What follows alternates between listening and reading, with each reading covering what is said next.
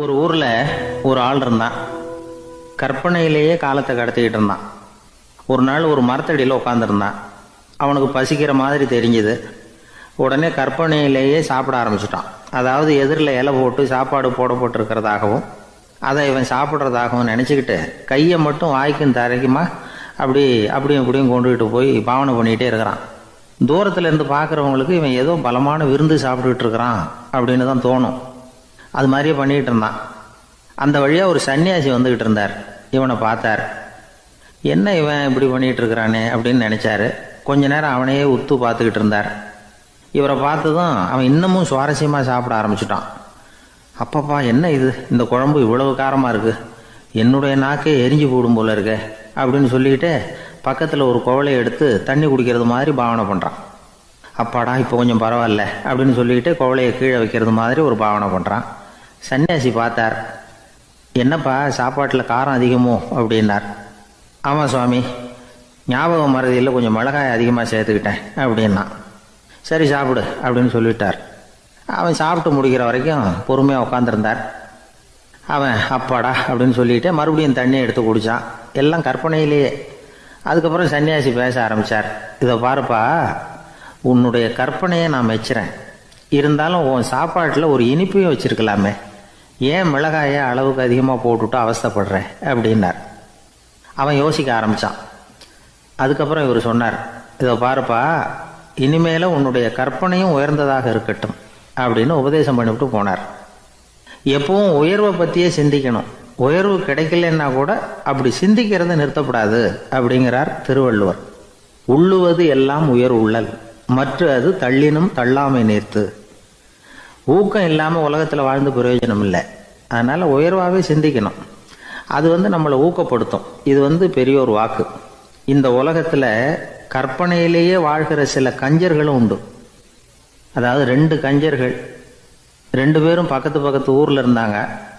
பொங்கல் சமயம் ஒரு கஞ்சன் தன்னுடைய மகனை கூப்பிட்டான். இதை பாருப்பா, பக்கத்து ஊரில் என்னுடைய நண்பன் ஒருத்தன் இருக்கிறான், அவனுக்கு பொங்கல் பரிசு ஏதாவது கொடுக்கணும். நான் ஒரு 4 ஆட்டுக்குட்டியை தரேன், நீ கொண்டுகிட்டு போய் கொடுத்துட்டு வந்துவிடுறியா அப்படின்னு கேட்டான். சரி, நான் புள்ள ஒரு பைய கையில் எடுத்துக்கோன்னா. அவன் எடுத்துக்கிட்டான். இந்த ஆட்டுக்குட்டி பிடிச்சிக்கோ அப்படின்னு சொல்லி ஒவ்வொன்றா போடுறேன் பார் அப்படின்னு சொல்லிட்டு 1 2 3 4 அப்படின்னு எண்ணிக்கிட்டே வெறும் சைகையாலேயே ஆட்டுக்குட்டியை பிடிச்சி போடுறது மாதிரி பாவனை பண்ணிகிட்டு இருக்கிறான். அவன் பிள்ளையும் அது ரொம்ப அக்கறையாக வாங்கிக்கிறது மாதிரி வாங்கிக்கிட்டு அந்த பையை தூக்கிக்கிட்டு அடுத்த ஊருக்கு போகிறான். இவன் அங்கே போய் சேர்ந்த நேரத்தில் அந்த கஞ்சன் ஊரில் இல்லை, எங்கேயோ வெளியில் போயிருக்கிறான். அவனோட புள்ள மட்டும்தான் வீட்டில் இருந்தான். இவன் அவன்கிட்ட, இதை பாரு, எங்கள் அப்பா உங்கள் அப்பாவுக்கு ஆட்டுக்குட்டி கொடுத்து அனுப்பியிருக்கிறாரு, பிடிச்சிக்கோ அப்படின்னு சொல்லி பாவனையிலேயே ஒவ்வொன்றா எடுத்து அவங்ககிட்ட கொடுத்துட்டான். அவனும் வாங்கிட்டான் வாங்கிறது மாதிரி. அப்புறம் சொன்னான், சரிப்பா, நானும் பதிலுக்கு ஏதாவது ஒன்றுகிட்ட கொடுக்கணும் இல்லையா, அதனால் அந்த பையை பிடி, ஒரு 10 எலுமிச்சம்பழம் தரேன், பதிலுக்கு அதை நீ எடுத்துகிட்டு போ அப்படின்னு சொல்லி கையாலேயே ஒவ்வொன்றா எடுத்து போடுறது மாதிரி பாவனை பண்ணிவிட்டான். அவனும் ரொம்ப நன்றி அப்படின்னு சொல்லிவிட்டு அதை வாங்கிட்டு போயிட்டான். கொஞ்ச நேரம் கழித்து வெளியில் போயிருந்த அப்பங்காரன் திரும்பி வந்தான். உள்ள சொன்னான், அப்பா, உன்னோட நண்பர் அவருடைய மகன் மூலமாக உனக்கு 6 ஆட்டுக்குட்டி கொடுத்து அனுப்பியிருந்தார், நானும் பதிலுக்கு ஒரு 10 எலுமிச்சம்பழம் கொடுத்து அனுப்பியிருக்கிறேன் அப்படின்னா. எப்படிடா கொடுத்தேன்னு கேட்டார் அப்பா. இப்படி தான் கொடுத்தேன்னு சொல்லி சைகையிலேயே காட்டினான். இதை பார்த்ததும் அப்பங்காரனுக்கு பயங்கரமாக கோபம் வந்துட்டுது. பலார்னு அரைஞ்சுட்டான் பையனை. ஏன்ப்பா அரைஞ்ச? 10 எலுமிச்சம்பழம் கொடுத்துட்டேனே அப்படிங்கிறதுக்காகவா அப்படின்னு கேட்டான். அது கூட பரவாயில்ல, நீ காட்டுற சைகையை பார்த்தா ஆரஞ்சு பழம் சைஸுக்கு இருக்குதே, அவ்வளவு பெருசாக ஏன் கொடுத்த? அதுதான் எனக்கு கோபம் அப்படி. ஒரு ராஜா இருந்தார். அவருக்கு என்ன பொழுதுபோக்கு தெரியுமா? தன்னை சுற்றி இருக்கிறவங்க கிட்ட ஏடா கூடமா ஏதாவது கேள்வி கேட்க வேண்டியது, அவங்க பதில் சொல்ல தெரியாமல் முழிக்கிறாங்கல்ல, அதை பார்த்து ரசிக்க வேண்டியது. இப்படி ஒரு சுபாவம் அவருக்கு. ஒரு நாள் அவருடைய மந்திரி ஒருத்தர் அவர்கிட்ட மாட்டினார். அவரை கிட்டத்தில் கூப்பிட்டு, அமைச்சரே, எனக்கு ஒரு சந்தேகம்னார். என்னன்னார் அமைச்சர். கடவுள் இருக்கிறாரா அப்படின்னு ஒரு கேள்வி கேட்டாராம். ஆமாம், இருக்கிறார் அப்படின்னாராம் அவர். அவர் என்ன சர்வ வல்லமை படைத்தவரா அப்படின்னாராம். ஆமாம் அரசே, அவன் இல்லாமல் ஒரு அணுவும் அசையாது, இருந்த இடத்துல இருந்தே கண் சிமிட்டுகிற நேரத்துல ஏராளமான அற்புதங்களை நிகழ்த்த அவனன்றி யாரால் முடியும் அப்படின்னாராம் அமைச்சர். இந்த இடத்துலதான் எனக்கு இன்னொரு சந்தேகம்னாரா ராஜா. என்ன சொல்லுங்கன்னார். நீங்க சொல்றீங்க அவர் சர்வ வல்லமை படைச்சவர், இருந்த இடத்துல இருந்தே ஏராளமான அற்புதங்களை செய்யக்கூடியவர்னு. அப்படி இருக்கிறப்போ அவர் இருந்த இடத்துல இருந்தே ஒருத்தனுடைய கஷ்டத்தை தீர்த்து வச்சுள்ளாமே, மேஜிக் பண்றது மாதிரி. அதை விட்டுட்டு பக்தன் கூப்பிட்டா உடனே ஒரு வாகனத்து மேல ஏறி ஏன் இங்க ஓடி வரணும்? அப்படி வர்றதாக புராணம்லாம் சொல்லுதே. அவருக்கு இருக்கிற சக்திக்கு அவர் உட்கார்ந்த இடத்துல இருந்தே ஒரு விரலை அசைச்சா இங்க பக்தனுக்கு கிடைக்க வேண்டியதெல்லாம் கிடைச்சுடாதா அப்படின்னாராம். அமைச்சர் யோசனை பண்ணி பார்த்திருக்கார். அப்புறம் சொன்னாராம், மன்னா, இந்த கேள்விக்கான பதில சமயம் வர்றப்போ உங்களுக்கு சொல்றேன் அப்படின்னு சொல்லிவிட்டு அப்போதைக்கு அவர்கிட்ட இருந்து தப்பிச்சார். கொஞ்ச காலம் கழிச்சு ஒரு நாள் ராஜா உல்லாச பயணம் புறப்பட்டார். அவருடைய குடும்பம், உறவினர்கள் எல்லாரும் சேர்ந்து போனாங்க. ஒரு பெரிய படகுல ஏறி ஒரு நதியை கடந்து போயிட்டு இருக்கிறாங்க. அந்த படகோட ஒரு முனையில ராஜா உட்கார்ந்து நதியோட அழகை ரசிச்சுக்கிட்டு இருக்கிறார். இன்னொரு முனையில அமைச்சர் இளவரசனுக்கு ஏதோ வேடிக்கை காட்டிக்கிட்டு இருக்கிறார். அந்த படகு நடு ஆத்துல போயிட்டு இருக்குது. அப்போ தொப்புன்னு ஒரு பெரிய சத்தம். அரசே, நம்ம இளவரசர் ஆத்துல விழுந்துட்டார் அப்படின்னு அலறினார் அமைச்சர். அவ்வளவுதான். உடனே ராஜா குபீர்னு ஆத்துல பாஞ்சார். மகனை தேட ஆரம்பிச்சுட்டார். அங்கேயும் இங்கேயும் கொஞ்ச நேரம் அல்லாடினாரு. மகனை காணல. அதுக்கப்புறம் மந்திரியும் ஆத்துல குதிச்சு ராஜா கிட்ட வந்தார். அரசே, இளவரசர் படகுல பத்திரமா தான் இருக்கிறார். தண்ணியில விழுந்தது வெறும் கல்லு தான் அப்படின்னார். 2 பேரும் ஈர உடையோட படகுக்கு சேர்ந்தாங்க. ராஜா மந்திரிய கோபமா பார்த்தார். இது என்ன விளையாட்டுன்னார். அரசே, கொஞ்ச நாளைக்கு முன்னாடி நீங்க கேள்விக்கு பதில் ஒண்ணு கேட்டீங்க. அந்த கேள்விக்கான பதில நீங்க அனுபவ ரீதியா உணரணும்னு ஆசைப்பட்டேன். அதனாலதான் இப்படின்னார். அப்புறம் விளக்கம் கொடுத்தார். அரசே, ஒரு பக்தனுக்கு கஷ்டம்னா இருந்த இடத்துல இருந்து அதை தீர்த்து வைக்கலாமே கடவுள், ஏன் நேர்ல ஓடி வரணும் அப்படின்னு கேட்டீங்க.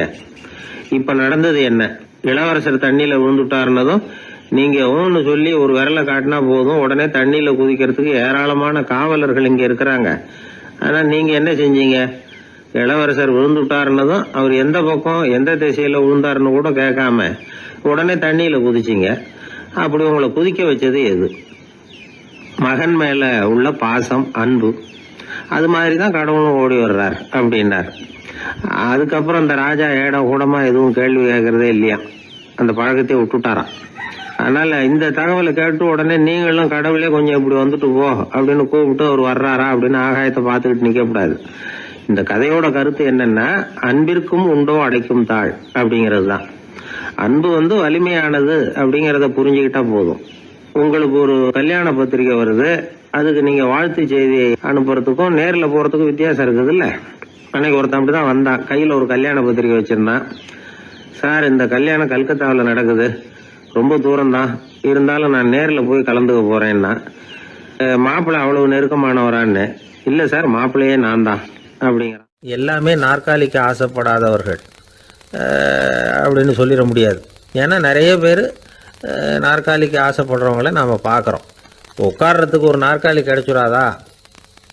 அதோட ஒரு கால் உடஞ்சி முக்காலியாக இருந்தாலும் பரவாயில்ல, ஒரு மாதிரியாக அனுசரித்து உட்காந்துக்கலாம் அப்படின்னு அலையிறவங்க எத்தனை பேர்? இந்த காலத்தில் மட்டும்தான் அப்படின்னு இல்லை, அந்த காலத்துலேயும் இதே மாதிரி ஆசைகள் சபலங்கள் இருந்திருக்கும் போல இருக்கு. பரமசிவன் வசிஷ்டருக்கு ஒரு விசேஷமான ஆசனத்தை கொடுத்துருந்தாராம்.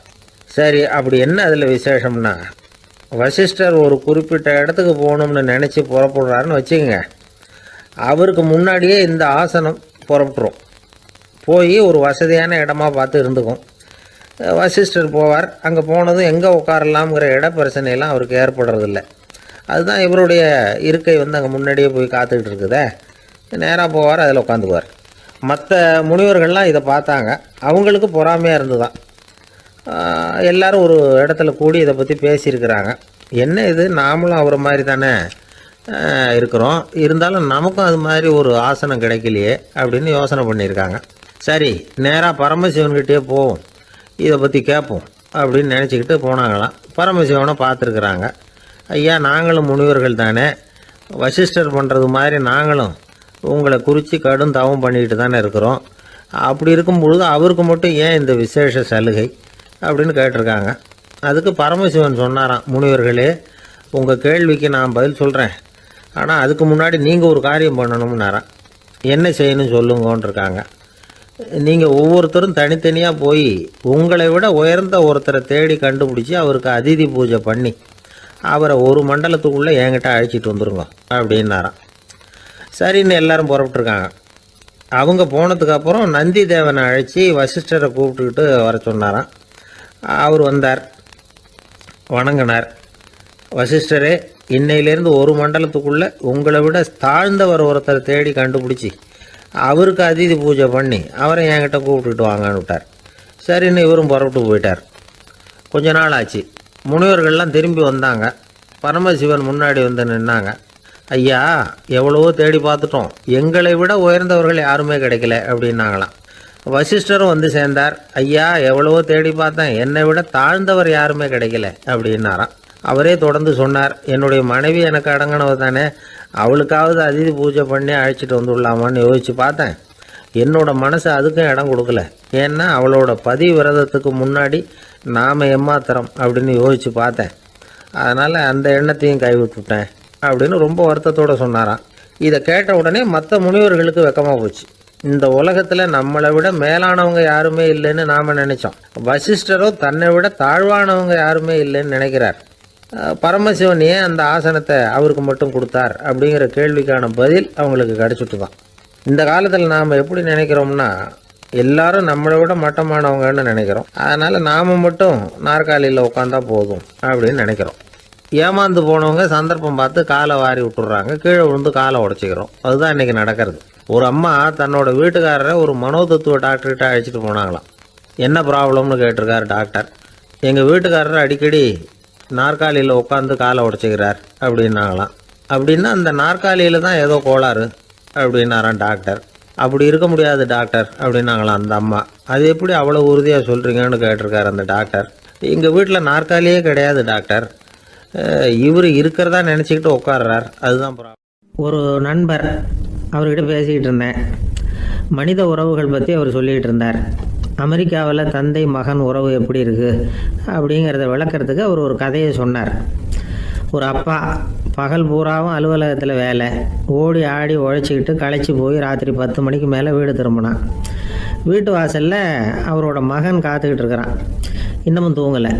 அப்பா வாசல்லையே தடுத்து நிறுத்தி, அப்பா உனக்கு சம்பளம் எவ்வளவு அப்படின்னு கேட்குறான். ஏற்கனவே ஆஃபீஸ் பிரச்சனைகளால் அழுத்து போய் திரும்புகிற அப்பாவுக்கு கோவம் வந்துடுது. என்னடா இப்படிலாம் கேளுன்னு உங்கள் அம்மா உனக்கு சொல்லி கொடுத்தாளா அப்படின்னு சொல்லிவிட்டு உள்ளே போய் சட்டையை கட்டி மாட்டி விட்டு குளிச்சு விட்டு மறுபடியும் வெளியில் வந்து உடையை மாற்றுகிற சமயம் அப்போ மறுபடியும் மகன் உள்ளே வந்து நிற்கிறான் அவர் முன்னாடியே. அப்பா உனக்கு எவ்வளவு சம்பளங்கிறான் மறுபடியும். அப்பாவுக்கு எரிச்சல் அதிகமாகிட்டுது. மணிக்கு $20 போதுமா அப்படின்னார். அப்படின்னா எனக்கு ஒரு $10 தர முடியுமான்னா மகன். இதுக்கு தான் என் சம்பளம் எவ்வளவுன்னு கேட்டியா, 2ஆம் வகுப்பு படிக்கிற உனக்கு எதுக்குடா $10 அப்படின்னு கத்திவிட்டு தொலைக்காட்சி பெட்டியின் முன்னாடி போய் உட்காந்துக்கிட்டு ஏதோ நிகழ்ச்சியை பார்க்க ஆரம்பிச்சிட்டார். கொஞ்ச நேரம் கழித்து மறுபடியும் மகன் வந்து நிற்கிறான். அப்பா ப்ளீஸ் எனக்கு ஒரு $10 கொடுக்க முடியுமா? மகனுடைய கண்களில் கண்ணீர். என்னடா அவன் கண்ணீரை காட்டி காரியம் சாதிக்கலாம்னு பார்க்குறியா, ஒரு காசு கூட கொடுக்க மாட்டான் போ அப்படின்னு விரட்டி விட்டான். மகன் கண்ணீரை தொடச்சிக்கிட்டே கண்ணை தொடச்சிக்கிட்டு பேசாமல் போய் படுத்துக்கிட்டானா. கொஞ்ச நேரம் ஆச்சு. அப்பாவோட கோபம் கொஞ்சம் கொஞ்சமாக குறைஞ்சிது. பிள்ளைகிட்ட கோபமாக கத்துனது தப்பு தாங்கிறது புரிஞ்சுது அவனுக்கு. எழுந்திரிச்சு போனான், படுக்கை இறக்கி போனான். மகனை பார்த்தான். அவன் தலையணையை கட்டி பிடிச்சிக்கிட்டு அழுதுகிட்டு இருக்கிறான். அவனை மெல்ல நெருங்கி அவங்ககிட்ட எதமாக பேசுகிறதுக்கு ஆரம்பித்தானான். எதுக்குடா உனக்கு $10 பள்ளிக்கூடத்தில் கேட்டாங்களா அப்படின்னு கேட்டானா. மகன் சொல்லியிருக்கான், இல்லை டாடி, உனக்கு 1 மணி நேரம் சம்பளம் $20ன்னு சொன்னேன். நீ ஏற்கனவே எனக்கு கொடுத்த பாக்கெட் மணி $10 என்கிட்ட இருக்குது. இப்போ நீ இன்னொரு $10 கொடுத்தீங்கன்னா அதையும் சேர்த்து $20 ஆகிடும். அந்த $20 நான் உனக்கு கொடுத்துருவேன். அப்படி கொடுத்தா நீ என் கூட 1 மணி நேரம் செலவழிப்ப இல்லையா, அதுக்காக தான் $10 கேட்டேன் அப்படின்னு சொன்னானான். அந்த அப்பா கண்ணு கலங்கி போச்சான். ஆதரவோடு தன்னுடைய மகனை கட்டி பிடிச்சி அழ ஆரம்பிச்சிட்டாராம். இதுதான் நண்பர் சொன்ன கதை. அமெரிக்கா மட்டும் இல்லை, உலகம் பூராவும் இன்றைக்கி மனித உறவுகள் இப்படி தான் மாறிட்டு இருக்கு. பெரியவர்கள் அறிவுரை என்ன தெரியுமா? உங்கள் குழந்தைகளிடமிருந்து குழந்தை பருவத்தை பிரித்து விடாதீர்கள் அப்படிங்கிறது தான். அதாவது இன்றைய குழந்தைகள் தங்கள் பிருந்தாவனத்தை இழந்து விடுகிறார்கள் அப்படிங்கிறது அவங்களுடைய கருத்து. இந்த நிலைக்கு நாம் காரணமாக இருந்துடக்கூடாது. குழந்தைகளோட விளையாடுவோம், குடும்பத்தோடு உறவாடுவோம் அப்படிங்கிறது தான் நம்முடைய நோக்கமாக இருக்கணும். இன்றைய உறவு முறைக்கு இன்னொரு உதாரணம் சொல்லுவாங்க. ஒருத்தர் வந்தாராம், அவர் பக்கத்தில் ஒரு சின்ன பையன். நாம் அவரை விசாரிக்கிறோம், யார் இந்த பையன் அப்படின்னா அவர் சொல்கிறார், இவன் எனக்கு தூரத்து உறவு அப்படின்னாராம். இந்த தூரத்து உறவுன்னா எப்படின்னு இருக்கான். இதுக்கு அவன் சொல்லியிருக்கிறான், இவன் எங்கள் அப்பாவுக்கு 8வது புள்ள அப்படின்னான். தானத்தில் சிறந்தது எது அப்படின்னு ஒரு கேள்வியை கேட்டு, தானத்தில் சிறந்தது நிதானம் அப்படின்னு அதுக்கு ஒரு பதிலும் சொல்கிறவங்க உண்டு. நிதானம் ரொம்ப அவசியம். அதுவும் இன்றைய உலகத்துக்கு ரொம்ப அவசியம். இன்றைக்கி உலகம் ரொம்ப பரபரப்பாக போய்கிட்டு இருக்குது. பொறுமையாக இருக்கணும்னு நினைக்கிறவங்களால கூட அப்படி இருக்க முடியறதில்ல. பொறுமையை சோதிக்கிறது மாதிரி பல சம்பவங்கள். அதையெல்லாம் சந்திச்சே தீர வேண்டியிருக்குது. எங்கே போனாலும் க்யூவில் நிற்க வேண்டியிருக்குது. எங்கே போனாலும் காத்துக்கிட்டு இருக்க வேண்டியிருக்கு. ஆஃபீஸ்லேயோ வீட்லேயோ கூட நீங்கள் நிதானமாக பொறுமையாக நடந்துக்க தெரியலன்னா உங்களுக்கு சிடுமூஞ்சி, முசுடு இப்படிலாம் பேர் வச்சுருவாங்க. அது உங்களுக்கு தேவையா? சரி, வாழ்க்கையில் பொறுமைசாலின்னு பேர் வாங்கிறதுக்கு என்ன வழி? முதல் பாயிண்ட், நீங்கள் நினைக்கிறது, எதிர்பார்க்கறது, செய்கிறது எல்லாமே 100% கரெக்டாக நடக்கணும்னு ஆசைப்படக்கூடாது. எதுவாக இருந்தாலும் அதில் ஓரளவுக்கு தவறு நடக்கலாம் அப்படிங்கிறத எதிர்பார்த்தே இருக்கணும். ஓரளவுக்கு அதை அனுமதிக்கணும். ஒரு நண்பரை 6 மணிக்கு ஒரு இடத்துக்கு வர சொல்லியிருக்கிறீங்க. 6 மணிக்கு அவர் வரலை. உடனே பொறுமை இழந்து நடந்துக்கக்கூடாது. ஒரு 10 நிமிஷம் டிலே ஆகலாம். ஒரு வர்ற வழியில் பஸ்ஸு கூட ஏதாவது டிராஃபிக்கில் மாட்டியிருக்கலாம். அதெல்லாம் எதிர்பார்த்தே கொஞ்சம் காத்திருக்கிறதுல ஒன்றும் தப்பு இல்லை. சில சமயம் டிலே ஆகிறது கூட நல்லதாக முடியும்.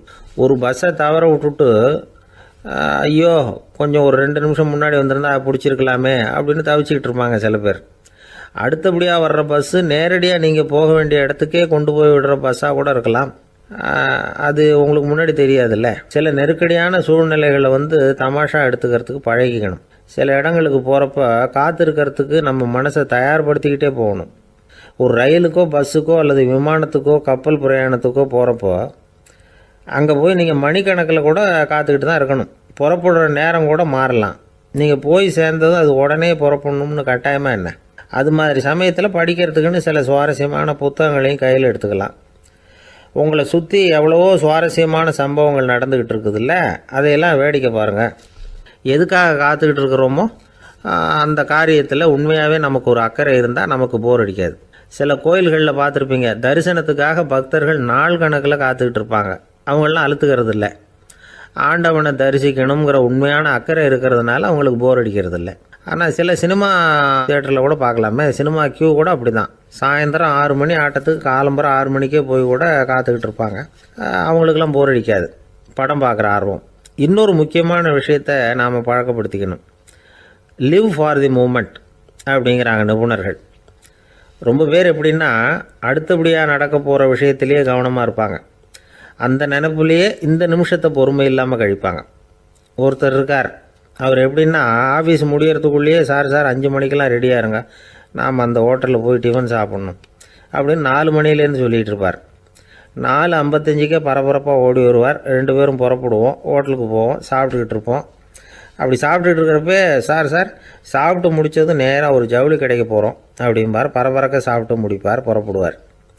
ஜவுளி கடையில் அவசரமாக சீக்கிரம் பில் போடுங்க சார், சினிமாவுக்கு நேரம் ஆகிடும்பார். சினிமா தியேட்டரில் உட்காந்து அடுத்தபடியாக எங்கே டின்னர் சாப்பிட்றதுன்னு யோசனை பண்ணிகிட்டு இருப்பார். ராத்திரி படுக்கையில் விழுந்ததுக்கு அப்புறமும் நாளைக்கு காலையில் எழுந்திரிச்சதும் அதை பண்ணணும் இதை பண்ணணும்னு திட்டம் போட்டுக்கிட்டே இருப்பார். அதாவது எப்போவும் அடுத்த நிமிஷம், அடுத்த நாள், அடுத்த வாரம், அடுத்த வருஷம், இதுதான் அவங்க சிந்தனை. இந்த நிமிஷம் என்ஜாய்மெண்ட்டை அவங்க இழந்துடுறாங்களாம். அதனால தான் வாழ்நாள் பூரா பொறுமையின்மை, அவஸ்தை, அல்லல். அதனால் நாம் எல்லோரும் வாழ்க்கையில் நிதானமாக இருக்கிறதுக்கு கற்றுக்கணுமா. அதுக்காக இந்த நிதானத்துக்கு வேறு விதமான அர்த்தம் பண்ணிக்கக்கூடாது. ஒருத்தர் அப்படித்தான் ஒரு தடவை அவருடைய குதிரை காணாமல் போயிட்டு தான். அதுக்காக அவர் கவலைப்படலை, நிம்மதியாக இருந்தார், சந்தோஷமாக இருந்தார். என்ன சார் இது, உங்கள் குதிரை திருட்டு போயிட்டுதுங்கிறீங்க, நீங்கள் கவலைப்படாமல் இருக்கிறீங்களே அப்படின்னு கேட்டாங்களாம். அதுக்கு அவர் சொல்லியிருக்கார், நல்ல வேலை சார், கட்டியிருந்த குதிரை காணாமல் போயிருக்குது. நான் அது மேலே உட்காந்துருக்கிற சமயம் அது காணாமல் போயிருந்ததுன்னா, திருட்டு போயிருந்ததுன்னா நானும் சேர்ந்துல காணாமல் போயிருப்பேன் அப்படின்னாராம். எவ்வளவு நிதானமான ஆள் பாருங்கள். ஒரு ஊரில் 4 நண்பர்கள் இருந்தாங்க. 4 பேரும் சோம்பேறிகள். 4 பேருக்கும் எந்த வேலையும் செய்யறதுக்கு உடம்பு வளையறதில்லை. இருந்தாலும் சோம்பேறித்தனத்தில் ஒருத்தருக்கு ஒருத்தர் கொஞ்சம் வித்தியாசம் உண்டு. அதுக்கு தகுந்த மாதிரி அவங்களுக்கு பேர் அமைஞ்சு போச்சு. ஒருத்தன் கால் சோம்பேறி, இன்னொருத்தன் அரை சோம்பேறி, அடுத்தவன் முக்கால் சோம்பேறி, கடைசி ஆள் முழு சோம்பேறி. இவங்க 4 பேரும் நண்பர்கள். அப்புறம் எப்படி காரியம் நடக்கும்? 4 பேரும் ஒரு வீதியில் அப்படியே நடந்து போய்கிட்டு இருக்கிறாங்க. நல்ல பசி. எங்கேயாவது சோறு போடுவாங்களா அப்படின்னு பார்த்துக்கிட்டே வந்தாங்க. அவங்க வந்த வழியில் ஒரு ரூபா காசு கிடந்தது தரையில். அவங்க கண்ணில் அது பட்டுது. ஆனாலும் அதை குனிஞ்சு எடுக்கணுமே, அதுக்கு சோம்பேறித்தனம். முழு சோம்பேறி பார்த்தான். பக்கத்தில் வந்துக்கிட்டு இருந்த முக்கால் சோம்பேறிக்கிட்ட சொன்னானா, டேய் அதை கொஞ்சம் குனிஞ்சு எடுறா அப்படின்னானா. அவன் என்ன பண்ணான் தெரியுமா? அதுக்கு அடுத்தபடியாக வந்த அரை சோம்பேறிக்கிட்ட சொன்னானா, டேய் நீ அதை கொஞ்சம் குனிஞ்சு எடுறா அப்படின்னானா. அவன் இவனை விட மோசம், அடுத்தவங்ககிட்ட சொல்லியிருக்கிறான். அவனும் குனியறதுக்கு தயாராக இல்லை. ஆக கூடி கடைசியில் யாருமே காசை எடுக்கலை. என்னத்துக்கு அனாவசியமாக உடம்ப வளைச்சிக்கணும் அப்படின்னு எல்லாரும் பேசாமல் வந்துட்டாங்க. அவங்க பாட்டுக்கு நடந்து வந்துக்கிட்டே இருக்கிறாங்க. எதிரில் ஒருத்தன் வாழைப்பழத்தை வண்டியில் வச்சு தள்ளிக்கிட்டே வந்தான். ரூபாய்க்கு 4 பழம்னு கூவி விற்றுக்கிட்டே வர்றான். இப்போ அந்த முழு சோம்பேறி சொன்னானா, டேய் வழியில் கிடந்ததை ரூபா, அதையாவது எடுத்துக்கிட்டு வந்திருந்தா இப்போ இந்த பழத்தை வாங்கி ஆளுக்கு ஒன்று சாப்பிடலாமே அப்படின்னானா. ஆமாம் சாப்பிட்ருக்கலாமே அப்படின்னாங்களாம் மற்றவங்களும். ஆனாலும் திரும்பி போய் அதை எடுக்கணும்னு யாருக்கும் தோணலை. பேசாமல் சோர்ந்து போய் நடந்து வந்தாங்களாம். இருட்டி போச்சு. வழியில் ஒரு கோவில். சரி இங்கேயே படுத்து தூங்குவோம் அப்படின்னா ஒருத்தன். அதுதான் சரின்னாங்க மற்றவங்களும். அப்படியே மண்டபத்தில் படுத்துட்டாங்க. கோவில் அர்ச்சகர் வேலையெல்லாம் முடிச்சு விட்டு வெளியில் வந்திருக்காரு. இவங்கள பார்த்தாராம். ஏன் இப்படி சோர்ந்து போய் கிடக்குறீங்க அப்படின்னு விசாரிச்சிருக்காரு. 2 நாளாச்சுங்க நாங்கள் சாப்பிட்டு அப்படின்னாங்களாம். அவர் உடனே ஐயோ பாவம் அப்படின்னு சொல்லி பானை, விறகு, அரிசி, தண்ணி எல்லாம் கொடுத்து நீங்களே சமையல் பண்ணி சாப்பிட்டுக்குங்க அப்படின்னு சொல்லிவிட்டு போயிட்டார். இந்த 4 பேருக்கும் சமையல் பண்ணி சாப்பிட்ணும்னு ஆசையாக தான் இருந்தது. ஆனால் அடுப்பு பற்ற வைக்கணுமே, அதுக்கு தீப்பெட்டி வேணுமே. தீப்பெட்டி இல்லை. இப்போ முழு சோம்பேறி ஆரம்பித்தான். அடுத்தவனை பார்த்து, டேய் கடைக்கு போய் ஒரு தீப்பெட்டி வாங்கிட்டு வாயேன் அப்படின்னு நானா. அவன் வழக்கம் போல் அடுத்தவங்ககிட்ட சொல்லியிருக்கான். அவன் அதுக்கு அடுத்தவங்ககிட்ட சொல்லியிருக்கிறான். கடைசியாக கால் சோம்பேறிக்கிட்ட வந்து சேர்ந்தது. அவனும் அது நம்மால் முடியாது அப்படின்னு பேசாமல் இருந்துட்டான். இப்போ தீப்பெட்டி வேணுமே, அதுக்கு என்ன பண்ணுறது? அவங்களுக்குள்ளே பேசி ஒரு முடிவுக்கு வந்தாங்களாம். அதாவது யார் முதல்ல வாயை திறந்து பேசுகிறாங்களோ அவங்க தான் தீப்பெட்டி வாங்கிறதுக்கு போகணும் அப்படின்னு. அவ்வளவுதான். உடனே 4 பேரும் வாயை கெட்டியாக மூடிக்கிட்டு படுத்துக்கிட்டாங்க.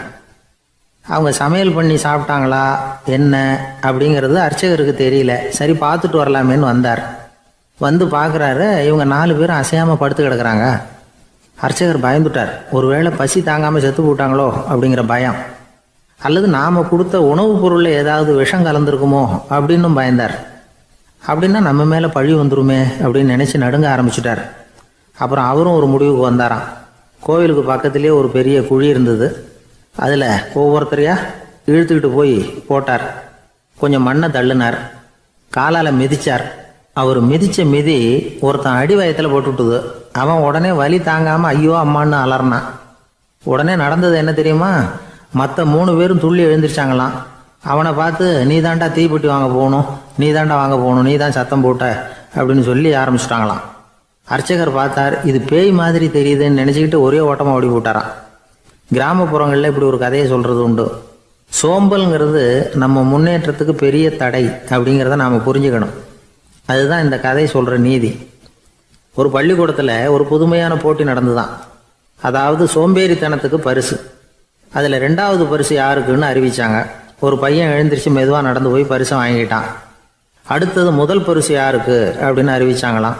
அவன் கடைசி வரிசையிலேருந்து கத்தனானா, ஐயா அதையும் அந்த பையன் மூலமாகவே கொடுத்து அனுப்பி வச்சுருங்க, இங்கே வந்தது நான் வாங்கிக்கிறேன் அப்படின்னு நானா. ஐயா உங்கள் பேரை தொடர்ந்து தினம் கேட்டுக்கிட்டு இருக்கிறேன் அப்படின்னார் ஒருத்தர். தொடர்ந்து கேட்குறீங்களே, உங்களுக்கு காது வலிக்கலையா அப்படின்னு கேட்டோம். பேசுகிற உங்களுக்கே வாய் வலிக்கல அப்படிங்கிறப்போ கேட்குற எங்களுக்கு எப்படி காது வலிக்கும் அப்படின்னார். நம்ம உடம்புல ஒரு அதிசயம் என்ன தெரியுமா? ரொம்ப நேரம் நாம் நடக்கிறோம்னு வச்சுக்கோங்க, கால் வலிக்கும். ரொம்ப நேரம் வேலை செஞ்சால் கை வலிக்கும், உடம்பு வலிக்கும். ரொம்ப நேரம் பார்த்துக்கிட்டே இருந்தால் கண்ணு வலிக்கும். ரொம்ப நேரம் பேசிக்கிட்டே இருந்தால் வாய் கூட வலிக்கும். ஆனால் ரொம்ப நேரம் கேட்டுக்கிட்டே இருக்கிறதுனால காது வலிக்கிறது இல்லை. அதனால் கேட்கறதுக்கு முக்கியத்துவம் கொடுத்தாங்க நம்ம பெரியவங்க. திருவள்ளுவர் தேவையில்லாமல் வார்த்தைகளை உபயோகப்படுத்த மாட்டார். ஒரு திருக்குறள்னு எடுத்துக்கிட்டாவே அதில் மொத்தம் 7 வார்த்தைகள், அவ்வளவுதான். அப்படி 7 வார்த்தைகள் மட்டுமே உள்ள ஒரு திருக்குறளில் வள்ளுவர் ஒரே வார்த்தையை 5 தடவை உபயோகப்படுத்தியிருக்கிறார், திரும்ப திரும்ப பயன்படுத்தியிருக்கிறார். அப்படின்னா அதை எந்த அளவுக்கு வலியுறுத்தி சொல்றார் அப்படிங்கிறத நாம் புரிஞ்சுக்கணும். அது என்ன குறள்? செல்வத்துள் செல்வம் செவிச்செல்வம், அச்செல்வம் செல்வத்துள் எல்லாம் தலை. செவிச்செல்வம்ங்கிறது அவ்வளவு முக்கியமானது. கற்றலின் கேட்டல் நன்று. அதிகம் கேட்கணுங்கிறதுக்காகத்தான் எவ்வளவு கேட்டாலும் காது வலிக்கிறது இல்லை. குறைச்சலாக பேசணும், அதிகமாக கேட்கணும். இன்னொரு விஷயம் கவனிங்க, நம்ம உடம்புல கண்ணுக்கு மூடி இருக்குது, எதையாவது நாம் பார்க்க விரும்பலைன்னா உடனே கண்ணை மூடிக்கலாம். நம்ம வாய்க்கு மூடி இருக்குது, பேச விருப்பம் இல்லையா, வாயை மூடிக்கலாம். மூக்குக்கு கூட மூடிக்கிற வசதி இருக்குது, எதையாவது முகர விருப்பம் இல்லையா, மூச்சை அடக்கிக்கலாம். ஆனால் பாருங்கள், காதுக்கு மூடி கிடையாது, அதை கையால் தான் மூட முடியும். யார் என்ன சொன்னாலும் அது நல்லதோ கெட்டதோ காதில் விழுந்துக்கிட்டு தான் இருக்கும். அறிவு தான் நல்ல விஷயங்களை எடுத்துக்கிட்டு கெட்ட விஷயங்களை விட்டுடணும். நல்ல கருத்துக்கள் நம்ம காதில் நிறைய விழுந்துக்கிட்டே இருக்கணும். அதை கேட்டு நாம் நல்லபடியாக வாழணுங்கிறது தான் படைப்பின் விருப்பம். ஆன்மீகவாதிகள் கூட ஒன்று சொல்லுவாங்க, அதாவது ஆன்மீக பாதையில் நீங்கள் முன்னேறணும்னா முதல்ல சிரவணம் செய்யணும்பாங்க. அதாவது பெரியவங்க சொல்கிற நல்ல கருத்துக்களை கேட்கணும் அப்படின்னு அதுக்கு அர்த்தம். அதனால் யார் நல்ல கருத்துக்களை சொன்னாலும் அதை காது கொடுத்து கேளுங்க. இவ்வளவு கருத்துக்களையும் நம்ம நேயர் ஒருத்தர்கிட்ட சொல்லிகிட்டு இருந்தோம். அவரும் சரி சரின்னு தலையாடிக்கிட்டே இருந்தார். அப்புறம் சொன்னார், நீங்கள் சொல்கிறது சரிதான் சார், காதுக்கு மூடி இல்லைங்கிறது ரொம்ப சரி. அதனால தான் உங்கள் தகவல் கூட நாங்கள் விரும்புகிறோமோ இல்லையோ தினம் காதில் விழுந்துக்கிட்டு இருக்குது அப்படின்னார். எங்களுக்கு ரொம்ப பெருமையாக இருந்தது. அப்படியா அப்படின்னோம். ஆனாலும் என்ன மாதிரி சில பேர் நீங்கள் தகவல் சொல்கிற சமயத்தில் காதில் மூடி இல்லையேன்னு சொல்லி கவலைப்படுறதில்ல சார் அப்படின்னார். ஏன்னு கேட்டோம். காதை மூடுறதுக்கு தானே வசதி இல்லை, ரேடியோவை மூடுறதுக்கு வசதி இருக்குதுல்ல, அதனால் டக்குன்னு அதை மூடி வச்சுருவோம் அப்படின்னார். ஒரு திருடன் ஒரு வீட்டில் போய் திருடணும்னு திட்டம் போட்டான். இருட்டுனதும் போய் திருடணும். ஆனால் ராத்திரி ஆனால் வாசல் கதவை சாத்தி உள்பக்கம் தாழ்பால் போட்டுருவாங்களே, என்ன பண்ணுறது, எப்படி வீட்டுக்குள்ளே போகிறது? இவன் யோசனை பண்ண ஒரு முடிவுக்கு வந்தான். சரி, பகல் நேரத்திலேயே யாருக்கும் தெரியாமல் அந்த வீட்டுக்குள்ளே நுழைஞ்சிருவோம், அங்கே போய் எங்கேயாவது ஒளிஞ்சிக்குவோம், இருட்டுற வரைக்கும் பேசாமல் இருப்போம். ராத்திரி எல்லாரும் தூங்கினதுக்கு அப்புறம் நைஸா போய் பீரோவை திறந்து இருக்கிறது பூரா எடுத்துக்கிட்டு ஓடியாந்துடலாம் அப்படின்னு திட்டம் போட்டான். அதே மாதிரி ஒரு நாள் மத்தியானத்துக்கு மேலே அந்த வீட்டுக்காரன் எங்கேயோ வெளியில் புறப்பட்டு போனான். வீட்டுக்கார அம்மா அடுப்பங்கரையில் என்னவோ சமைச்சிக்கிட்டு இருந்தாங்க. திருடன் பார்த்தான், இதுதான் சமயம்னு அந்த வீட்டுக்குள்ள மெதுவாக நுழைஞ்சிட்டான். எங்கே ஒளியலாம்னு பார்த்தா வலது பக்கம் ஒரு ரூம் இருந்தது. அங்கே போனான். அங்கே ஒரு படுக்கை அறை, அங்கே ஒரு பெரிய கட்டில் இருந்தது. அதுக்கு அடியில் போய் பதுங்கிட்டான். இருட்டுனது நம்ம வேலையை ஆரம்பிக்கலாம், அது வரைக்கும் பொறுமையாக இருக்கணும் அப்படின்னு சொல்லி பேசாமல் வாயை மூடிட்டு கம்முன்னு இருக்கிறான். ரொம்ப நேரம் கழிச்சு வெளியில போயிருந்த வீட்டுக்காரன் திரும்பி வந்தான், சாப்பிட்டான், லைட்டை நிறுத்தி விட்டு படுத்துட்டான். அந்த அம்மாவும் வேலையெல்லாம் முடிச்சுட்டு வந்து படுத்துட்டாங்க. நடு ராத்திரி, விடி விளக்கு லேசா எரிஞ்சுக்கிட்டு இருக்கு. வீட்டுக்காரன் லேசா கண்ணை முடிச்சான். கட்லுக்கு நேரா எதிரில் ஒரு கண்ணாடி, அதுல பாக்குறான் கட்லுக்கு கீழே ஒரு திருடன் ஒளிஞ்சு இருக்கிறது தெரிஞ்சு போச்சு. உடனே அவன் திருடன் திருடன்னு சத்தம் போடல, யோசனை பண்ணான். மேஜையில இருக்கிற கத்தி எடுத்து கையில வச்சுக்குவோமா அப்படின்னு யோசனை பண்ணான். இந்த சந்தர்ப்பத்துல கத்தியை உபயோகப்படுத்துறதை விட புத்தியை உபயோகப்படுத்துறது தான் சாமர்த்தியம் அப்படின்னு நினைச்சான். உடனே அது பிரகாரம் செயல்பட ஆரம்பிச்சிட்டான். என்ன பண்ணான் தெரியுமா? எதையும் வெளியில காட்டிக்காம ரொம்ப சர்வசாதாரணமா தன்னுடைய மனைவி கிட்ட பேச ஆரம்பிச்சான். மனைவியும் புத்திசாலி, அதனால அவங்களுக்கு தெரியும். அவங்களும் வீட்டுக்காரர் கேட்ட கேள்விக்கு பொருத்தமா பதில் சொல்ல ஆரம்பிச்சாங்க. இவன் கேட்டான், இத பாரு, நமக்கு குழந்தை பிறந்தா அதுக்கு கிருஷ்ணமூர்த்தின்னு தான் பேர் வைக்கணும் அப்படின்னா. அதெல்லாம் முடியாது. ஆம்பளை பிள்ளையா இருந்தா ஏகாம்பரம், பொம்பளை பிள்ளையா இருந்தா பங்கஜவல்லி, இதுதான் அவங்க மாமனார் மாமியார் பேர், அதான் வைக்கணும் அப்படின்னாங்க அந்த அம்மா. அதெல்லாம் முடியாது, நான் முடிவு பண்ணிவிட்டேன் கிருஷ்ணமூர்த்தின்னு கத்தனா அவன். இல்ல ஏகாம்பரம் பங்கஜவல்லின்றது இந்த அம்மா. வாதம் முத்தி போச்சு. கிருஷ்ணமூர்த்தி கிருஷ்ணமூர்த்தி கிருஷ்ணமூர்த்தின்னா அவன், ஏகாம்பரம் பங்கஜவல்லி ஏகாம்பரம் பங்கஜவல்லின்னு இவங்க கத்துறாங்க. ஒரே சத்தமா போச்சு. இத கேட்டதும் பக்கத்து வீட்டுல இருந்தவங்க, எழுத்த வீட்டுல இருந்தவங்க எல்லாம் எழுந்திரிச்சு ஓடி வந்து இவங்க வீட்டு கதவை தட்ட ஆரம்பிச்சுட்டாங்க. தட தடன்னு. இவன் சாவகாசமா எழுந்திரிச்சு போய் கதவை திறந்தான். என்னங்க இந்த ராத்திரி வேலையில எங்களை எல்லாம் ஏன் கூப்பிட்டீங்க, யாருக்கு என்ன ஆச்சு அப்படின்னு கேட்டாங்க. கேட்டது யாருன்னா பக்கத்து வீட்டு கிருஷ்ணமூர்த்தி, எழுத்த வீட்டு ஏகாம்பரம் பங்கஜவல்லி எல்லாரும். அடடே, உங்களை கூப்பிடலீங்க, குழந்தைக்கு பேர் வைக்கிறது சம்பந்தமா எங்களுக்குள்ள சண்டை வந்துட்டுது, அதுதான் விஷயம். வேணும்னா இதை கட்டிலுக்கு அடியில ஒளிஞ்சிட்டு இருக்கிறான ஒருத்தன், அவனை கூட கேட்டு பாருங்க, அவன் தான் இதுக்கு சாட்சி அப்படிங்கிறான் அந்த ஆளு. உடனே எல்லாரும் விஷயத்த புரிஞ்சுக்கிட்டு திருடனை பிடிச்சி போலீஸ்ல ஒப்படைச்சிட்டாங்களாம். நெருக்கடியான நேரங்கள்ல பதறாம புத்திசாலித்தனமா செயல்படணுங்கிறத தெரிஞ்சுக்கிறதுக்காக இந்த கதை. புத்திசாலித்தனமா செயல்படுற ஒரு குடும்ப தலைவி இருக்காங்க. அவங்க என்ன செய்வாங்க தெரியுமா? எல்லாரும் ராத்திரியானா வீட்டை உள்பக்கமா போட்டு விட்டு தானே படுப்பாங்க. ஆனா அந்த அம்மா என்ன பண்ணுவாங்கன்னா வீட்டை வெளிப்பக்கமா ஒரு பூட்டு போட்டு பூட்டி விடுவாங்க. எழுத்த வீட்டுக்காரங்க கிட்ட சொல்லி தினமும் இப்படி பூட்டி விட சொல்றது பழக்கம். ஏங்க அப்படி செய்யறீங்க, திருடன் சுலபமா உள்ளே வந்துடக்கூடாதுங்கிறதுக்காகவா அப்படின்னு கேட்டாங்க. இல்லைங்க, சுலபமா வெளியில போயிடக்கூடாதுங்கிறதுக்காக அப்படின்னாங்க. என்னங்க சொல்றீங்க அப்படின்னு கேட்டாங்க. ஆமாங்க, இவருக்கு அந்த பழக்கம் உண்டு அப்படின்னு தன்னுடைய வீட்டுக்காரரை காட்டினாங்க. பக்கத்து வீடுகள் பத்திரமா இருக்கணுங்கிறதுக்காக தன்னுடைய வீட்டை பூட்டி வைக்கிறது ஒரு பெரிய விஷயம் தானே. வந்து போய்கிட்டு இருந்தார். அவர் தோளில் ஒரு பெரிய துணி மூட்டை, அதை சுமந்துக்கிட்டு கடத்தெருவை நோக்கி அவர் போய்கிட்டு இருக்கிறார். வழியில் அவரை சந்திச்சார் உமர். அவர் கேட்டார், கலீஃபா அவர்களே எங்க புறப்பட்டுட்டீங்க அப்படின்னு கேட்டார். கலீஃபான்னா ஆட்சித்தலைவர்னு அர்த்தம். இதுக்கு அவர் சொன்னார், நான் வந்து துணி வணிகம் செய்கிறவன், அதனால துணி வியாபாரம் செய்யறதுக்காக போயிட்டு இருக்கிறேன்னார். நீங்க இப்போ இந்த நாட்டுக்கு ஆட்சி தலைவர், ஆட்சி பொறுப்புல இருக்கிறீங்க, நீங்க வியாபாரம் செய்ய போட்டா அரசு பணிகளை செய்யறது யாரு அப்படின்னு கேட்டார் அவர். நான் அரசு பணிகளை மட்டுமே செஞ்சுக்கிட்டு இருந்தா என் குடும்பத்தை காப்பாத்துறது யாரு அப்படின்னு கேட்டார் அவர். இப்படி கேட்டவர் யார் தெரியுமா? அவர் தான் அபூபக்கர், இறை தூதர் முகமது அவர்களுக்கு பிறகு கலீஃபாவாக தேர்ந்தெடுக்கப்பட்டவர். அப்போலாம் ஆட்சி தலைவர்களுக்கு சம்பளம்னு எதுவும் கிடையாது. இந்த பிரச்சனையை எப்படி தீர்க்கிறதுன்னு யோசனை பண்ணார் உமர். அபு உபைதா அவர்கள்கிட்ட அழைச்சிட்டு போனார். அவர் யாருன்னா, அவர் தான் பொது நிதி கருவூலத்தின் பொறுப்பாளர். அவர்கிட்ட பிரச்சனையை சொன்னார். இது மாதிரி ஆட்சி தலைவருக்கு பொது நிதியிலிருந்து ஊதியம் அளிக்க முடியுமான்னு கேட்டார். பொது நிதி விதிகளின்படி அதுக்கு சாத்தியம் இல்லைன்னு சொல்லிவிட்டாரு அவரு. சரி, வேற ஏதாவது வழி இருக்குதான்னு கேட்டார் உமர். அபு உபைதா கொஞ்சம் யோசனை பண்ணி பார்த்தார். அப்புறமா சொன்னார், மக்காவிலிருந்து மதீனாவுக்கு குடிபெயர்ந்து வந்த அகதிகளுக்கு நிதி உதவி அளிக்கிறதுக்கு விதிகளில் இடம் இருக்கு. அப்படி பார்த்தா அபூபக்கரும் அகதி தானே, அதனால எல்லா அகதிகளுக்கும் கொடுக்கறது மாதிரியே அவருக்கும் ஒரு தொகை அளிக்கலாம்னார். கலீஃபா அபூபக்கருக்கு இந்த அகதி உதவி தொகையைத்தான் கொடுத்துட்டு வந்தாங்களாம். குடும்ப செலவுக்கு அது போதுமானதா இல்லை. இருந்தாலும் கலீஃபாங்கிறதுக்காக மற்ற அகதிகளை விட அதிகமாக தொகையை பெற அவர் விரும்பல. மார்பு பக்கம் கிழிஞ்சிருந்த ஒரு மேலாடையை தான் அவர் அணிஞ்சிருந்தார். அவருடைய துணைவியார் அஸ்மா, அவங்க ஒரு நாள் தேன் அருந்த ஆசையா இருக்குன்னாங்களாம். நமக்கு கிடைக்கிற ஊதியம் குடும்ப செலவுக்கே போதுமானதா இல்லையே, இந்த நிலையில தேன் வாங்கறதுக்கு காசுக்கு நான் எங்க போவேன் இருக்காரு அவரு. கொஞ்ச நாள் கழிச்சு அவங்க ஒரு தொகையை அவர்கிட்ட கொடுத்து தேன் வாங்கிட்டு வர சொன்னாங்களாம். இவருக்கு ஆச்சரியம், ஏது இந்த பணம்னு கேட்டிருக்காரு. நீங்க தினமும் குடும்ப செலவுக்காக கொடுத்துக்கிட்டு வந்த பணத்துல கொஞ்சம் கொஞ்சமா மிச்சப்படுத்தி வச்சேன்னாங்களாம். அபூபக்கர் அந்த பணத்தை எடுத்துக்கிட்டு நேரா பொது நிதி கருவூல பொறுப்பாளர்கிட்ட போனார். இந்த பணத்தை பொது நிதியில சேர்த்துருங்க, இது அதிகப்படியா எனக்கு தரப்பட்டு வந்த ஊதியம், அடுத்த மாசத்துல இருந்து இந்த தொகையை குறைச்சிங்கன்னு வேற சொல்லிவிட்டாராம். பசியை தணிக்க தேவையான அளவு உணவு, ஒரு ஜோடி உடை, இதை தவிர கூடுதலா மக்கள் பொது நிதியிலிருந்து வாங்கிக்கிறதுக்கு என் குடும்பத்தாருக்கு உரிமை இல்லை அப்படின்னு சொல்லி கண்டிப்பா சொல்லிவிட்டாராம். அவர் வாங்கிட்டு வந்த அந்த குறைந்த ஊதியம் கூட அவர் மனசை உறுத்திக்கிட்டே இருந்தது.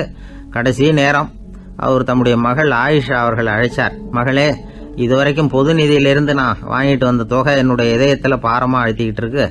என் தோட்டத்தை வித்து அதுல வர்ற பணத்திலிருந்து நான் இதுவரைக்கும் வாங்கிட்டு வந்த ஊதிய தொகையை கணக்கு போட்டு பொது நிதியில சேர்த்து விடு அப்படின்னாராம். பதவி ஏற்கிறதுக்கு முன்னாடி தன்கிட்ட இருந்ததை விட இப்ப கூடுதலா என்ன சொத்து இருக்குன்னு பார்த்திருக்கார்.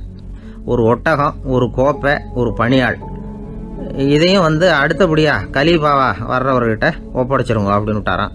அதே மாதிரி அடுத்து வந்த உமர்கிட்ட ஒப்படைச்சாங்க. அப்போ உமர் சொன்னாராம், அபூபக்கரே, இந்த முன்மாதிரியால உங்களுக்கு பிறகு இந்த ஆட்சி பொறுப்பை ஏற்கிறவர்களை பெரும் நெருக்கடிக்கு ஆளாகி விட்டீங்க.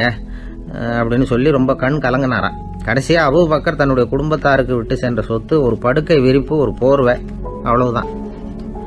இது சிந்திக்க வேண்டிய ஒரு செய்தி. ஒரு ஊர்ல ஒரு மன்னர் இருந்தாராம். அமைச்சர் அவர்கிட்ட சொன்னாராம், மன்னா, நம்ம ராஜ்யத்துல இனிமே லஞ்ச ஊழலே இருக்காதுன்னாராம். ஆஹா, அப்படின்னா ஊழல் பேர் வழிகளை எல்லாம் நாடு கடத்தியாச்சா அப்படின்னு கேட்டிருக்காரு மன்னர். இதுக்கு அவரு, அப்படி இல்லைங்க, இனிமே கொடுக்கறதுக்கு ஜனங்கள் கிட்ட பணமே இல்லை அப்படின்னாராம். ஒரு ஊர்ல ஒரு பெரிய ஞானி இருந்தார். அவர் படுக்கையில் இருந்தார். இன்னும் கொஞ்ச நேரம்தான் அவர் இந்த உலகத்தில் இருக்க போறார். அவரை சுற்றி ஏகப்பட்ட கூட்டம். ஏற்கனவே அவருடைய உபதேசங்களை கேட்டவங்க பல பேர் அவரை சுற்றி நிற்கிறாங்க. அந்த ஞானி மெதுவாக கண்ணை திறந்து பார்க்குறார். எல்லாரும் அவருடைய கடைசி வார்த்தையை கேட்கறதுக்காக அவளோட காத்துக்கிட்டு இருக்கிறாங்க. அந்த ஞானி மெதுவாக பேச ஆரம்பித்தார். நான் என்னுடைய வாழ்நாள் பூராவும் உங்களுக்கு நிறைய போதனைகள் சொல்லிக்கிட்டு இருக்கிறேன். பேரானந்தம், மகிழ்ச்சி, தியானத்தன்மை, இதை பற்றியெல்லாம் சொல்லியிருக்கிறேன். இப்போ நான் வேற ஒரு கரைக்கு போய்கிட்டு இருக்கிறேன். நான் இனிமேல் இந்த கரையில் இருக்க மாட்டேன். நீங்கள் நான் சொன்னதையெல்லாம் கேட்டீங்க, ஆனால் எதையும் நீங்கள் நடைமுறைப்படுத்தி பார்க்கல. எல்லாம் கேட்டதோட சரி, அதோட விட்டுவிட்டீங்க. அப்புறம் அதை தள்ளி போட்டுக்கிட்டே வந்துட்டீங்க. மேலும் அதை தள்ளி போடுறதுல எந்த பிரயோஜனமும் கிடையாது. இப்போ நான் போய்கிட்டு இருக்கிறேன். உங்களில் யாராவது என்னோட வர்றதுக்கு தயாரா அப்படின்னு கேட்டார். அவ்வளவுதான். யாரும் வாய திறக்கல. ஒரே மௌனம், சத்தமே இல்லை. ஒருத்தர் பார்த்துக்கிட்டே நிற்கிறாங்க. அந்த கூட்டத்தில் ஒரு ஆள் அந்த ஞானி கூடவே 40 வருஷத்துக்கு மேலே இருந்திருக்கிறான்.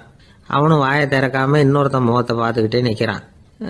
இந்த சமயத்தில் பின்னாடி நின்றுகிட்டு இருந்த ஒருத்தன் கையை தூக்கினான். ஞானி அவனை பார்த்தார். சரி, ஒருத்தனுக்காவது நம்மோட வர்றதுக்கு தைரியம் இருக்குது அப்படின்னு நினைச்சார். ஆனால் அந்த ஆள் என்ன சொன்னான் தெரியுமா? ஐயா, நீங்கள் கேட்குறப்போ நான் உடனே எழுந்திருக்கல, கையை மட்டும்தான் தூக்கினேன். என்ன காரணம்னா, நான் எப்படி அடுத்த கரைக்கு சேர்றதுங்கிறது தெரிஞ்சுக்கிறதுக்காக தான். அந்த விவரத்தை மட்டும் இப்போ உங்ககிட்ட இருந்து நான் தெரிஞ்சுக்க ஆசைப்படுறேன். ஏன்னா இப்போ நான் உங்கள் கூட வர்றதுக்கு தயாராக இல்லை. எவ்வளவோ காரியங்களை நான் இன்னும் இங்கே முடிக்க வேண்டியிருக்குது. வீட்டுக்கு ஒரு விருந்தினர் வந்திருக்கிறார். என்னுடைய இளைய மகனுக்கு கல்யாணம் பண்ணி வைக்கணும். அதனால் இன்னைக்கு உங்கள் கூட வர முடியாது. அது மட்டும் இல்லை, இப்போ உங்கள் கூட அடுத்த கரைக்கு வந்தால் திரும்பி வர முடியாதுன்னு வேற சொல்கிறீங்க. அதனால் இப்போ நான் வரல. இன்னொரு நாள் நிச்சயமாக நான் வர்றேங்க, உங்களை சந்திக்கிறேன். அதனால் இப்போ நீங்கள் இன்னொரு தடவை எங்களுக்கு விளக்கமாக சொல்லணும். ஏற்கனவே பல தடவை சொல்லியிருக்கிறீங்க. தயவு பண்ணி இப்போ ஒரு தடவை சொன்னீங்கன்னா சௌரியமாக இருக்கும். அந்த அடுத்த கரையை அடையிறது எப்படி? இப்போ ஒரு தடவை அதை விளக்கமாக சொல்லிட்டீங்கன்னா நல்லா ஞாபகப்படுத்திக்குவேன். அது சரியான சமயம் வர்றப்போ இது எனக்கு உதவியாக இருக்கும் அப்படின்னு நானா.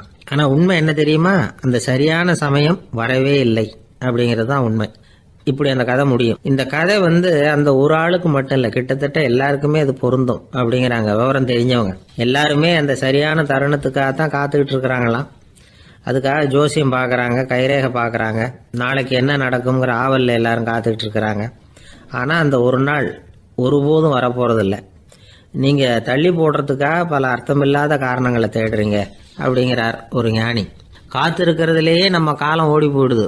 ஏன்னா இன்னைக்கு நாம் சிந்திக்கிறது நாளைக்கு நாம் சிந்திக்கிறது இல்லை. ஒவ்வொரு நாளும் ஒவ்வொரு மாதிரி போயிடுது. நாளைக்கு மறுநாளை பற்றியே சிந்திக்கிறோம். இப்படியே அது பாட்டுக்கு போயிடும். கரையை தொட்டு பார்க்குறது எப்போ? இதுதான் கேள்வி. நமக்கு வேண்டியப்பட்ட ஒருத்தர் ஒரு ரயில்வே பிளாட்ஃபாரத்தில் நின்றுட்டு இருக்கிறார். அங்கே இருக்கிறவங்க கிட்ட கேட்குறாராம், விசாரிக்கிறார். ஏங்க கிழக்க போகிற ரயில் போயிட்டுதுங்களான்னாராம். போயிட்டுதுன்னு இருக்கிறாங்க. கொஞ்ச நேரம் கழிச்சு, ஏங்க மேற்க போகிற ரயில் போயிட்டுதுங்களான்னு கேட்டிருக்காரு. போயிட்டுதுங்களான் இருக்காங்க. அப்புறம் கொஞ்ச நேரம் கழிச்சு மறுபடியும் ஏங்க 10:30 மணி வண்டி போயிட்டுதான்னு கேட்டிருக்காரு. தொடர்ந்து காலையிலேருந்து சாயந்தரம் வரைக்கும் இப்படி ஒரே இடத்துல நின்றுட்டு கேட்டுக்கிட்டே இருக்கிறார். இதை பார்த்துக்கிட்டு இருந்த ஒருத்தர் அவர்கிட்ட ஏங்க நீங்கள் எங்கே போகணும் அப்படின்னு கேட்டாராம். இவர் மெதுவாக சொன்னாராம், இந்த ரயில்வே லைனை தாண்டி அந்த பக்கம் போகணும் அப்படின்னு. அங்க ஒரு முனிவர் இருந்தார். சுவாமி, என்ன ஆசீர்வாதம் பண்ணுங்க, எனக்கு ஏதாவது புத்தி சொல்லுங்க அப்படின்னா அவர் ஆசீர்வாதம் பண்ணார். அதுக்கப்புறம் சொன்னார், மகனே, நீ எந்த காரியத்தை செஞ்சாலும் செய்யறதுக்கு முன்னாடி ஒரு தடவை அதனால ஏற்படக்கூடிய விளைவுகளை நல்லா யோசிக்கணும். உன் மனசுக்கு அது சரின்னு தெரிஞ்சா மட்டும் அதை செய்யணும் அப்படின்னார். அரசன் அவர் சொன்னதை அப்படியே மனசுல வாங்கிக்கிட்டான். அவர் காலடியில விழுந்து வணங்கினான். 100 பொற்காசுகளை அவர் காலடியில வச்சுட்டு திரும்பினான். அமைச்சர் இதை கவனிச்சார். என்ன இது, நம்ம அரசர் இவ்வளவு ஏமாளியா இருக்கிறாரு, இந்த ஒரு சாதாரண யோசனை சொன்னதுக்கு 100 பொற்காசுகள் கொடுத்துட்டாரு. அமைச்சர் இப்படி நினைக்கிறது அவர் முகத்தை பார்த்ததுமே அரசனுக்கு புரிஞ்சுட்டுது. இருந்தாலும் அதை பத்தி ஒன்னும் கேட்டுக்கல. 2 பேரும் திரும்பி அரண்மனைக்கு வந்து சேர்ந்தாங்க. அதுக்கப்புறம் அந்த அரசன் என்ன பண்ணான் தெரியுமா? ஆட்டுல முனிவர் சொன்ன அந்த புத்திமதியை ஒரு கல்லுல கல்வெட்டா செதுக்கணும். தன்னுடைய அறையில எல்லாரும் கண்ணிலையும் படும்படியாக அப்படி ஒரு இடத்துல பதிச்சு எல்லாரும் பாக்குறது மாதிரி பண்ணிவிட்டான். இப்போ அந்த அமைச்சருக்கு ஆச்சரியம், என்ன இது, நம்ம மன்னருடைய அறியாமையை புரிஞ்சுக்கவே முடியலையே, இத போய் கல்லுல செதுக்கி வைக்கணுமா, பேர்பட்ட அறிவுரையாது அப்படின்னு நினைச்சார். கொஞ்ச நாள் ஆச்சு. ஒரு நாள் அந்த மன்னருக்கு கடுமையான வயிற்று வலி. உடனே அரண்மனை வைத்தியரை கூப்பிட்டார். அவர் வந்து சேர்ந்தார். மன்னரை சோதிச்சு பார்த்தார். கொஞ்ச நேரம் இப்படியே படுத்துருங்க, நான் எங்க வீட்டுக்கு போய் இதுக்கு பொருத்தமா ஒரு மருந்து தயார் பண்ணிட்டு வரேன் அப்படின்னு சொல்லிட்டு ஓடினார். மருந்தோட திரும்பி அவர் வந்த சமயத்துல மன்னர் ஒரு கட்டில்ல கண்மூடி படுத்திருக்கிறார். பக்கத்துல யாரும் இல்ல. வைத்தியர் வந்தார். ஒரு சின்ன கோப்பையில கொஞ்சம் மருந்தை ஊத்தினார். அப்படியே அங்க சுத்தி முத்தி பார்த்தார். ஏதோ ஒரு பொடியை வந்து அதுல கலந்தார். கலந்து எடுத்துக்கிட்டு மன்னரை நெருங்கினார். கொஞ்சம் யோசனை பண்ணார். அப்புறம் திரும்பி போனாரு. கையில இருந்த மருந்து அப்படியே கீழே கொட்டிட்டு வந்தார். அந்த கோப்பையை நல்லா கழுவி சுத்தம் பண்ணி விட்டு மறுபடியும் கொஞ்சம் மருந்தை ஊத்திட்டு வந்தார். அதுக்கப்புறம் மன்னா அப்படின்னு சொல்லி மெதுவா கூப்பிட்டாரு. இவர் எழுந்திருச்சார். அப்புறம் இவரு சொன்னார், மன்னர் வைத்தியரே, நான் வந்து கண்ணை மூடிக்கிட்டு இருந்தாலும் அப்பப்ப கவனிச்சுக்கிட்டு தான் இருந்தேன். முதல்ல எதையோ கலந்தீங்க, அப்புறம் அதை கொட்டிவிட்டு வேற என்ன விஷயம், உண்மையை சொல்லுங்க அப்படின்னு மிரட்டினார். வைத்தியர் மிரண்டு போயிட்டார். அப்படின்னு மன்னருடைய காலில் விழுந்தார். அதுக்கப்புறம் உண்மையை சொன்னார். மகாராஜா, உங்களுடைய படை தளபதி உங்களை கொல்றதுக்காக சதி பண்ணார். விஷம் கலந்து கொடுக்கும்படியாக சொன்னார். வெகுமதி நிறைய தர்றேன்னார். நானும் சரின்னு சொல்லிவிட்டு இங்க வந்தேன். அவர் கொடுத்த விஷப்பொடிய மருந்துல கலந்தேன். எடுத்துக்கிட்டு உங்ககிட்ட வந்தப்போ எதிரில நீங்க வச்சிருக்கிற அந்த கல்வெட்டு வாசகம் கண்ணுல போட்டது. எந்த காரியத்தை செஞ்சாலும் அதோட விளைவுகளை பத்தி யோசிக்க சொல்லிச்சு அந்த வாசகம். யோசனை பண்ணுனேன். என் உயிருக்கே ஆபத்துங்கிறத புரிஞ்சுக்கிட்டேன். உடனே திரும்பி போய் அதை கொட்டி கழுவி விட்டு வேற நல்ல மருந்தா ஊத்திக்கிட்டு வர்றேன் அப்படின்னார். இப்ப அந்த மன்னர் அமைச்சரை கூப்பிட்டார். பாத்தீங்களா, இந்த புத்திமதிய அன்னைக்கு நீங்க அலட்சியமா நினைச்சீங்க, இன்னைக்கு அதுதான் என் உயிரை காப்பாத்தி இருக்குது அப்படின்னார். அமைச்சர் தலையை குனிஞ்சுக்கிட்டாராம். அதனால பெரியவர்கள் நமக்கு சொல்ற புத்திமதி சாதாரணமா தான் தெரியும். அதுக்காக நாம வந்து அதை அலட்சியம் பண்ணிடக்கூடாது. இந்த காலத்துல ஒருத்தன் ஒரு சாமியார் கிட்ட போனா ஒரு 1000 ரூபாய அவர் காலடியில வச்சுட்டு திரும்பி வந்தான். எதுக்கு அதுன்னு கேட்டேன். இன்னைக்கு நான் இந்த அளவுக்கு நல்லபடியா இருக்கிறதுக்கு அவர் தான் காரணம். ஏற்கனவே ஒரு தடவை இவர்கிட்ட வந்து புத்தி சொல்லுங்கன்னு கேட்டேன், மாட்டேன்னு விட்டார். அன்னைக்கு அவர் ஏதாவது எனக்கு புத்தி சொல்லி நான் அது பிரகாரம் நடந்திருந்தேன்னா இன்னைக்கு நான் வீணா போயிருப்பேன். அதுக்காக ஒரு நன்றியை தெரிவிக்கிறதுக்காக தான் இன்னைக்கு வந்தேன், இந்த காணிக்கையை செலுத்துறேன் அப்படின்னு சொல்லிவிட்டு அவன் பாட்டு தெருவில் இறங்கி நடந்து ஒருத்தர் ரொம்பவும் மகிழ்ச்சியா வந்துகிட்டு இருந்தார். என்ன விஷயம்னு விசாரிச்சேன். நான் தோத்து போயிட்டேன், அதுதான் மனசுக்கு மகிழ்ச்சியா இருக்கு அப்படின்னார். எனக்கு இது ரொம்ப ஆச்சரியமா போச்சு. இந்த உலகத்தில் தோத்து போகிறவங்க யாரும் மகிழ்ச்சியாக இருக்கிறது இல்லை. அப்படி இருக்கிறப்ப இவர் இப்படி சொல்கிறாரே, எங்கே தோத்து போனீங்கன்னு கேட்டேன். அதுக்கப்புறம் தான் அவர் விவரமாக சொன்னார். என்னோட 5 வயசு குழந்தையோட நான் விளையாடிக்கிட்டு இருந்தேன். அந்த விளையாட்டில் என் குழந்தை ஜெயிச்சுட்டுது, நான் தோத்து போயிட்டேன் அப்படின்னார் ரொம்ப உற்சாகமாக. நான் யோசித்து பார்த்தேன். அதாவது நாம் சின்ன குழந்தையா இருக்கிறப்போ எந்த விளையாட்டில் கலந்துக்கிட்டாலும் அதில் நாம தான் ஜெயிக்கணும்னு ஒரு வெறி நமக்குள்ளே இருக்கும். நம்மளை எதிர்த்து விளையாடுறவர் நல்லவரா கெட்டவரா, பெரியவரா சின்னவரா அப்படிங்கிறதெல்லாம் முக்கியம் கிடையாது. அவர் தோத்து போகணும், நாம் ஜெயிக்கணும், அதுதான் முக்கியம். எதிரியை சந்தோஷப்படுத்த விளையாடுகிற கலை வந்து அப்போ நமக்கு தெரியறதில்ல. வாழ்க்கையில் ஒரு பக்குவம் வந்ததுக்கு அப்புறம் வெற்றி பெறணுங்கிற மன அழுத்தம் போயிடுது. போட்டியில் ஜெயிக்கணுங்கிறத விட குழந்தையை சந்தோஷப்படுத்தணுங்கிறது முக்கியமாக போச்சு. ஜெயிக்கணுங்கிற வெறி ஓடி போட்டுது. ஒரு குழந்தையா இருந்தப்போ நம்ம வளர்ச்சிக்கு உதவிய வெறி பெரியவனானதுக்கு பிறகு நமக்கு எதிரியா மாறுது. அதை சரியான சமயத்தில் நாம் புரிஞ்சுக்கிட்டோம்னா போதும், நாம் பொழைச்சிக்கலாம். ஒவ்வொரு மனுஷனுமே வாழ்க்கையோட அடுத்த கட்ட வளர்ச்சியில் அடி எடுத்து வைக்கிற நேரத்தில் தன்கிட்ட இருந்து ஏதோ ஒரு குணத்தை அல்லது தன் குணம் இருந்த ஏதோ ஒரு உறவை வந்து நாம் வந்து இழக்கத்தான் வேண்டியிருக்குது. ஒரு கட்டம் வரைக்கும் உதவியாக இருந்த குணம் வந்து அடுத்த கட்டத்துக்கு தடையாக கூட மாறிடலாம். இந்த பரிமாண மாற்றத்துக்கு உள்ளாகிற ஒவ்வொருத்தரும் பிரத்யட்சமாக இதை வந்து உணர்றாங்க. ஆனால் பல பேர் எப்படின்னா பழசை திறந்துவிட்டு புதிய கொள்கைகளை உருவாக்கிக்கிறதுக்கு இஷ்டம் இல்லாமல் இருந்துடுறாங்க, அல்லது அப்படி செய்ய முடியாமல் தவிக்கிறாங்க. இதையெல்லாம் மீறி அந்த பழசை திறந்துட்டா அதை இழந்ததால் உண்டாகிற மன அழுத்தம் சில காலத்துக்கு வருத்திக்கிட்டு தான் இருக்கும், வேற வழி இல்லை. ஆரோக்கியமான ஒரு முன்னேற்றத்துக்காக அந்த மன அழுத்தத்தை தாங்கிக்கத்தான் வேணும் அப்படிங்கிறாரு அந்த உலக புகழ்பெற்ற மேதை ஒருத்தர், இந்த ஸ்காட் பெக் அப்படிங்கிறவர். பிறந்த நாள் முதல் இதுதான் சரி அப்படின்னு கற்பிக்கப்பட்டு வந்த ஒவ்வொரு தத்துவத்தையும் தங்களுடைய வளர்ச்சிக்கு தகுந்த மாதிரி மாற்றி அர்த்தப்படுத்தி கொள்ள முடியாமல் வாழ்க்கை சூழல்ல அப்படியே அரைப்பட்டு தூளாகிறவர்கள் தான் ரொம்ப தவிக்கிறாங்களாம். இதுதான் அவருடைய கருத்து. பெரும்பாலும் மனிதர்களுடைய நடுத்தர வயசுல, அதாவது 30 தாண்டுகிற சமயத்துல தான் இந்த தவிப்பு உண்டாவதுதான். இதை தான் மேற்கத்திய நாடுகளில் அடிக்கடி மிட் லைஃப் கிரைசிஸ் அப்படின்னு சொல்றாங்க. அப்பப்போ பழசையெல்லாம் தொலைச்சி விட்டு புதுசாக பிறக்கிறதுக்கு கற்றுக்கணும். ஒவ்வொரு நிமிஷத்தையும் அந்த நிமிஷத்துக்கு ஏற்ற சித்தாந்தம் கொண்டவர்களாக சந்திப்போம் அப்படிங்கிறார் அந்த உளவியல் நிபுணர். இப்படி பழகிக்கிட்டா வாழ்க்கை இன்பமயம், இல்லைன்னா தவிப்பு மயம்தான். பழசை தொலைக்க முடியாதவர்களில் எத்தனையோ பேர் உண்டு, எத்தனையோ ரகம் உண்டு. அதில் வேடிக்கையான நண்பர்களும் உண்டு. ஒருத்தர் நண்பர் வீட்டுக்கு போனார். அவர் ஏதோ இனிப்பு பலகாரம் கொடுத்து சாப்பிட சொல்லியிருக்கிறாங்க அவங்க வீட்டில். இவர் சாப்பிட்டு பார்த்துட்டு சொன்னாராம், சார் 6 மாதத்துக்கு முன்னாடி ஒரு தடவை இங்கே வந்தேன், அப்போது ஒரு இனிப்பு பலகாரம் கொடுத்தீங்க, அது இதை விட நல்லா இருந்தது சார் அப்படின்னாராம். அப்போ செஞ்ச அதே இனிப்பு பலகாரம் தான் சார் இதுவும் அப்படின்னாராம் அவர். வதந்தியை விட வேகமா போகக்கூடியது எது அப்படின்னு கேட்டார் ஒருத்தர். வதந்தின்னார் இன்னொருத்தர். அவர் அப்படி சொன்னதுல ஒன்றும் தப்பு இல்லை. வதந்தி வேகமா பரவறதுக்கு என்ன காரணம்? 1க்கு 2 மிகைப்படுத்தி சொல்ற மனுஷ சுபாவம் ஒரு காரணம், சொல்றத அப்படியே நம்புறது இன்னொரு காரணம். எப்பொருள் யார் யார் வாய் கேட்பினும் அப்பொருள் மெய்ப்பொருள் காண்பது அறிவு அப்படின்னாரு வள்ளுவர். யாரு எதை சொன்னாலும் அதை அப்படியே நம்ப கூடாது. அறிவு வேலை செய்யணும். அதுல எந்த அளவுக்கு உண்மை இருக்குது அப்படின்னு கண்டுபிடிக்கணும். முக்கியமான பொறுப்புல உள்ளவங்களுக்கு எல்லாம் இது ரொம்ப முக்கியமா தேவைப்படுகிற ஒரு தகுதி. ஒரு நாட்டுல ஒரு சாதாரண ஆள் ஒருத்தன் இருந்தான். அவங்கிட்ட ஒரு கழுதை இருந்தது. ரொம்ப பிரியமா வளர்த்தான். அவனுக்கு அது ரொம்ப நெருக்கமான நண்பன். வேற மனுஷங்க யாரும் கிடைக்கல போல இருக்குது.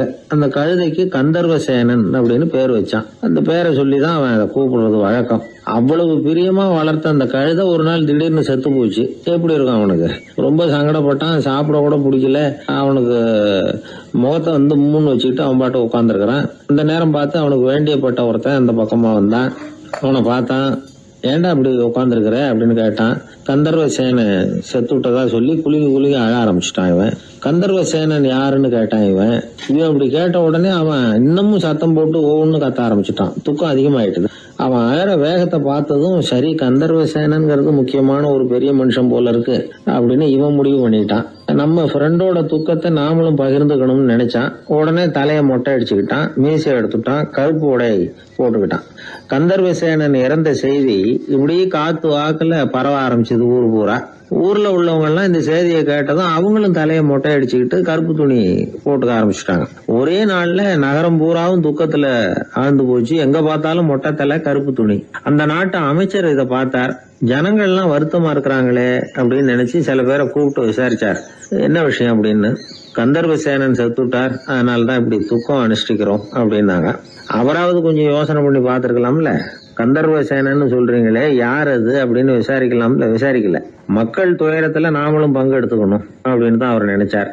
அவரும் உடனே மொட்டை அடிச்சுக்கிட்டு கருப்பு சட்டை போட்டு ஆரம்பிச்சுட்டார். அமைச்சர் இப்படி இருக்காருங்கிற செய்தி அரசருக்கு எட்டுச்சு. அவரு என்ன பண்ணாரு, அவரும் மொட்டை போட்டுக்கிட்டு தூக்கம் அனுஷ்டிக்க ஆரம்பிச்சுட்டார். அன்னைக்கு ராத்திரி ராஜா மொட்டை தலையோட அந்த புறத்துக்கு வர்றார், முகத்தை முன்னு வச்சுக்கிட்டு. ராணி பார்த்தாங்க. என்னங்க இது, என்ன விஷயம், உங்க துக்கத்துக்கு என்ன காரணம்னு கேட்டாங்க.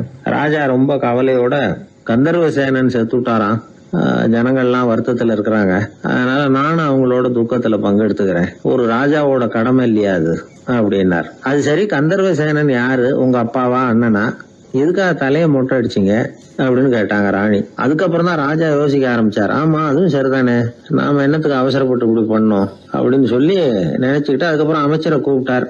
அப்புறம் விவரம் கேட்டார். யாருங்க அது கந்தர்வசேனங்கிறது யாருன்னு கேட்டார். அவரும் அதுக்கப்புறம் தான் யோசிக்க ஆரம்பிச்சார். அவரு ஜனங்களை கூப்பிட்டு விசாரிச்சார். ஒவ்வொருத்தரா விசாரிச்சுக்கிட்டே கடைசியா அந்த ஆளுகிட்ட போய் சேர்ந்தாங்க. கந்தர்வசேனன் யாருன்னு கேட்டாங்க. என்னோட கழுதைன்னு அவன். ராஜாவும் மந்திரியும் தலையை தொங்க போட்டுக்கிட்டாங்க. எல்லாரும் சொல்றதையும் கண்ணை மூடிட்டு நம்ப ஆரம்பிச்சா கதை இப்படிதான் போய் முடியும். இந்த காலத்துல எல்லாம் சில பேர் சொல்ற விஷயம் கப்சா மாதிரி இருக்கும், ரீல் விடுறார் அப்படின்னு நினைப்போம். ஆனா அதுலயும் உண்மை இருக்கும். ஒருத்தர் ரொம்ப பெருமையா சொன்னார், சார் 10 பேர் ஒரே குடையில வந்தோம் சார், ஒரு சொட்டு தண்ணி கூட எங்க யார் மேலயும் படல சார் அப்படின்னார். 10 பேர் ஒரே குடையில வந்திருக்கிறாங்க, ஒரு சொட்டு தண்ணி கூட மேல படலையாம். பெருமையா சொன்னார். அது எப்படிங்கன்னு கேட்டோம். அவர் சொல்றாரு, ஏன்னா அப்ப மழையே பெய்யல சார் அப்படின்னு. வாயில கொழுப்பு இருந்தாலும் பரவாயில்ல சார், எப்படியாவது ஒரு வழியா சமாளிச்சுக்கலாம். ஆனா வயத்துல மட்டும் கொழுப்பு இருக்கக்கூடாது சார். அப்படி இருந்தா அதான் அலட்சியமாவும் விட்டுறக்கூடாது சார் அப்படின்னு ஒருத்தர் சொல்லிட்டு வந்தார். அதுக்கப்புறம் தான் அவர்கிட்ட பேசி பல விவரங்களை தெரிஞ்சுக்க முடிஞ்சது. சில பேர் சொல்லுவாங்க, எனக்கு தொந்தி கிடையாது சார், வேணும்னா என் வயத்தை அழுத்தி பாருங்க, கல்லு மாதிரி இருக்கும்பாங்க. வயிறு கல்லு மாதிரி இருந்தா உள்ள கொழுப்பு இல்லைன்னு நினைச்சிடக்கூடாது. வயிற்று தசைக்கு அடியில உள்ள கொழுப்பு சில வாத்தியங்கள்ல இருக்குமே நரம்பு, அது மாதிரி டைட்டா இழுத்துக்கிட்டு இருக்குன்னு அர்த்தம். அதனால தொட்டு பார்த்தா கல்லு மாதிரி தான் இருக்கும், இருந்தாலும் தொந்தி தான். வயத்துல கொழுப்பு அதிகமா இருக்கிறது சங்கடம் தான். அதனால கொலஸ்ட்ரால் அளவு அதிகமாகும், இதய நோய்கள், நீரிழிவு, ஹைப்பர் டென்ஷன், ஸ்ட்ரோக்கு, இது மாதிரி ரிஸ்க் எல்லாம் அதிகமாகும். ஒருத்தர் ஒல்லியா இருக்கலாம், உடம்பு எடை அதிகப்படியா இல்லாம இருக்கலாம். அப்படி இருந்தா கூட அவர் உடம்புல மற்ற பகுதியை விட வயத்துல கொழுப்பு அதிகமா இருக்கும். நாம தான் ஒல்லியா இருக்கிறோமே, நமக்கு ஒண்ணும் இல்லை அப்படின்னு நினைச்சிடக்கூடாது. சரி, நம்ம வயிறு இருக்க வேண்டிய அளவை விட அதிகமா இருக்குதா இல்லையா, அதை எப்படி கண்டுபிடிக்கிறது? அதுக்கு சில வழி இருக்குது. முதல்ல நீங்க நேரா ஸ்ட்ரெயிட்டா நிமிர்ந்து நில்லுங்க. உங்க பார்வையை மட்டும் கீழே தாழ்த்தி காலு விரலை கவனிங்க.